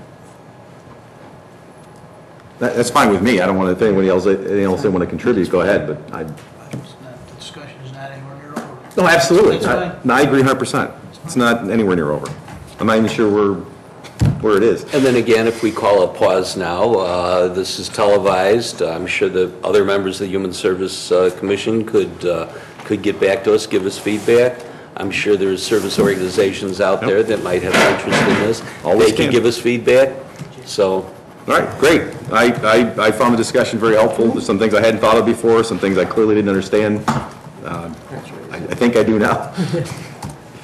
So, thank you. Thank you. That is our first reading tonight, Mayor. All right, and that truly was what they call in the good old days a workshop. All right, that brings us to item 9 on our agenda, and I have two things which is the mayor's report, and I have two things under the mayor's report. First one is I'd like to, as mentioned earlier, give the weekly ComEd reliability report, or at least that is given at every council meeting. The current status is that the village staff has begun the process of contacting some residents whose properties were affected and are affected, by the enhanced tree trimming efforts to determine whether ComEd has been effective in its communication efforts. Obviously, we want to make sure that ComEd is giving folks advance notice of when someone will be out and what they'll be doing and why they're doing it. And ComEd is committed to do that, and we're trying to make sure that they are, sort of like Reagan with the old Soviet Union, trust but verify. As a reminder, enhanced tree trimming will begin this month and will continue through March. In some cases, large equipment may be necessary, and a short outage may occur to ensure the safety of tree trimming crews. I guess you have to lose power in order to keep power. A map of the areas affected by tree trimming is currently posted on the village's website. So folks want to see where tree trimming will be taking place. That information is available on our website. The other item that I have under the mayor's report is a proclamation in advance of and in honor of Martin Luther King Day, which of course is next Monday. Whereas Martin Luther King Jr. devoted his life to civil rights and public service, and whereas January 16th, 2012 marks the observance of the federal legal holiday established by Public Law 94-144 to honor the birthday and the legacy of Dr. King, and whereas Dr. King recognized that everybody can be great because everybody can serve, and during his lifetime encouraged all Americans to serve their neighbors and their communities. And whereas this day is not only for remembrance and celebration, but a day of service to strengthen communities and empower individuals by focusing on bringing people together and breaking down barriers that have divided us as a nation. And whereas thousands of Illinois residents use Martin Luther King Day by performing community service that benefits communities and neighborhoods and provides a fitting memorial to the life of Dr. Martin Luther King Jr., now therefore I, Martin T. Tully, Mayor of the Village of Downers Grove, do hereby proclaim January 16th, 2012 as Martin Luther King Day in the Village of Downers Grove, and recognize it again as a day of service throughout Illinois, dated this 10th day of January 2012. Of course, we already recognized Martin Luther King Day in the Village of Downers Grove by federal law, but we wanted to contribute our local recognition of the significance of the day as well. That's all I had on the mayor's report. That brings us to the manager's report. No report tonight, Mayor. Village attorney's report. No report, Mayor. Brings us to councilman reports and new business. Commissioner Barnett, would you like to start us off? Sure, thank you, Mayor. I have one short announcement. I'm going to take a little liberty and talk about Whittier School. Happens to be my favorite, like Commissioner Durkin likes South. Tomorrow afternoon, there's a fundraiser event at McDonald's, the McDonald's on Ogden, just east of Fairview. Between 3 and 7, if you go over there with a certain form, which you can get from whittierschoolpta.org, whittierschoolpta.org. If you take that form with you when you order, 20% of the proceeds go to the Whittier PTA. And one of the fun things about this is there's going to be a bunch of staff and parents over there serving fries and working the drive-thru and pulling milkshakes. So I think Principal Krugman will be there, and I'm sure others as well. And so for all of those of you that are out there and have a few minutes on a Wednesday afternoon that you can spin past McDonald's when the kids are whining, it'd be a great thing to help out Whittier. whittierschoolpta.org is that site where you can download the form you need. That's it, Mayor. Thank you. Thank you, Commissioner. Commissioner Durkin. Yeah, thank you, Mayor. Real quickly, I had the opportunity today to attend the Downers Grove New Lions Club's monthly luncheon.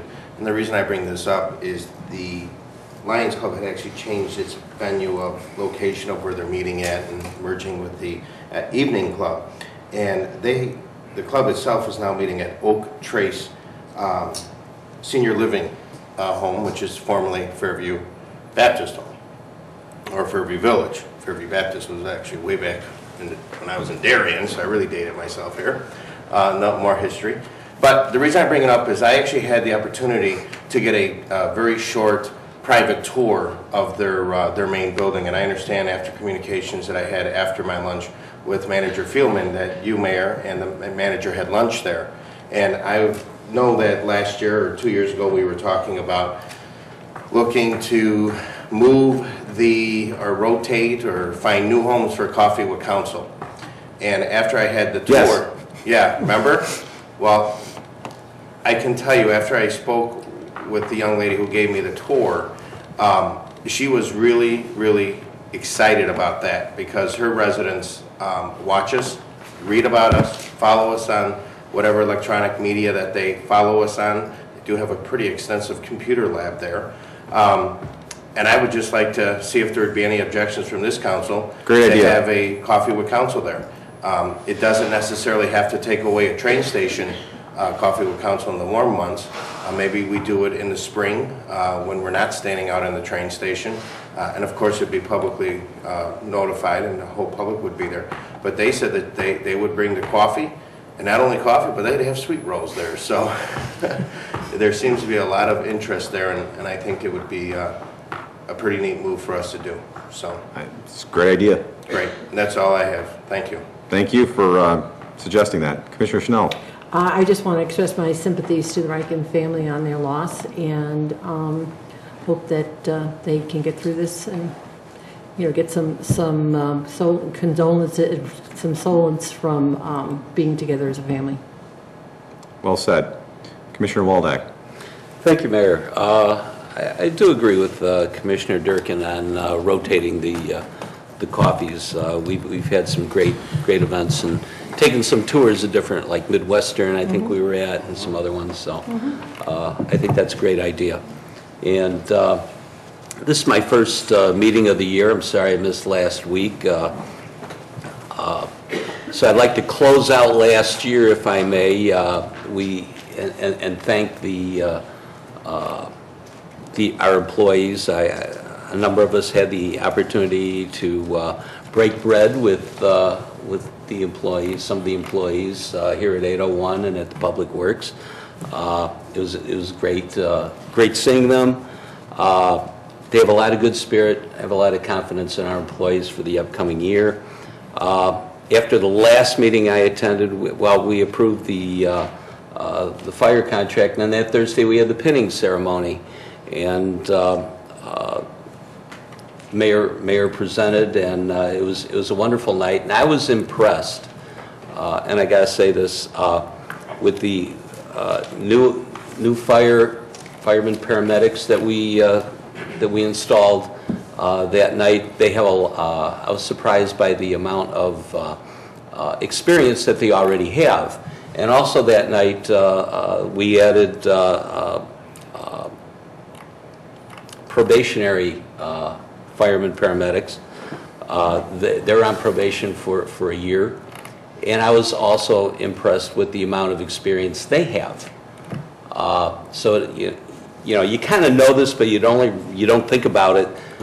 You know, if you're having a heart attack, you find yourself in an ambulance, that the guy who's, the person who's accompanying you to the hospital just didn't apply to a want ad and had a couple of interviews and got the job. You know, we're talking 4, 5, 6, 7 years experience. And I was really impressed with that. And it was a wonderful night, and I think that was great. And I look forward to working with our employees in the upcoming year. Thanks. Thank you, Commissioner. Commissioner Neustadt? Thank you, Mayor. This weekend, the Downtown Management Corporation and the Downtown Business Merchants will be presenting the indoor sidewalk sale.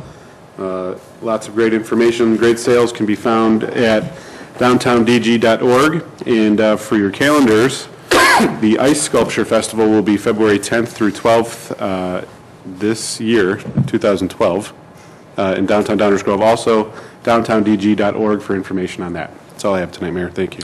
Thank you very much. Just a few things from my perspective. First of all, for those of you that found the State of the Village address so riveting that you have to see it again in order to catch those little things that you didn't catch the first time, because there's some really deep plot developments that if you don't study it carefully, you'll miss. As was mentioned, tomorrow the State of the Village address will be given also as part of a breakfast being hosted by the Downers Grove Area Chamber of Commerce and Industry at the Doubletree Hotel here in Downers Grove, 2111 Butterfield Road, from 7:30 a.m. to 9 a.m. I understand that tickets have sold out, but if you order through StubHub, you might be able to get some at still a reasonable price. So you might want to look into that. Second of all, speaking of the Chamber of Commerce, there is another event that will be occurring on Saturday, January 12th at 8 o'clock in the morning at 2001 Butterfield Road. You have the opportunity to participate in the first annual Up and Down in Downers Grove stair climb. I know that Commissioner Rankin and myself are both scheduled to participate, and hopefully will survive running up and down the stairs for a good cause, such that we'll be able to join you on the Tuesday following that. But you know, if you can't run outside, why not run up and down up in the stairs? But that's I hope an event that takes off and continues for many years. Just to pick up something along the lines of what Commissioner Barnett said, the Downers Grove District Office of the Muscular Dystrophy Association, a well-deserving charity, contacted me, and I agreed to go to jail on January 25th. And in order to be bailed out, you need to support the Muscular Dystrophy Association. And if you're interested in bailing me out of jail, because they're doing their annual MDA fundraising, what they call it as a lockup, where they take people and you basically have to stay there for a while until you raise your bail and they let you go. It's all for a good cause, and it's kind of fun too.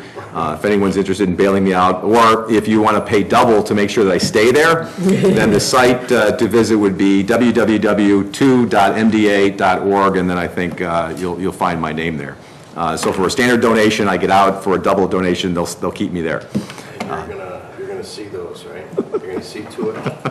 I will see to it, okay, if anyone's interested. But good cause, and it's also for the local chapter here in Downers Grove. And last but not least, I did want to point out, since we did in fact approve it tonight, there are 163 days left until Grove Fest.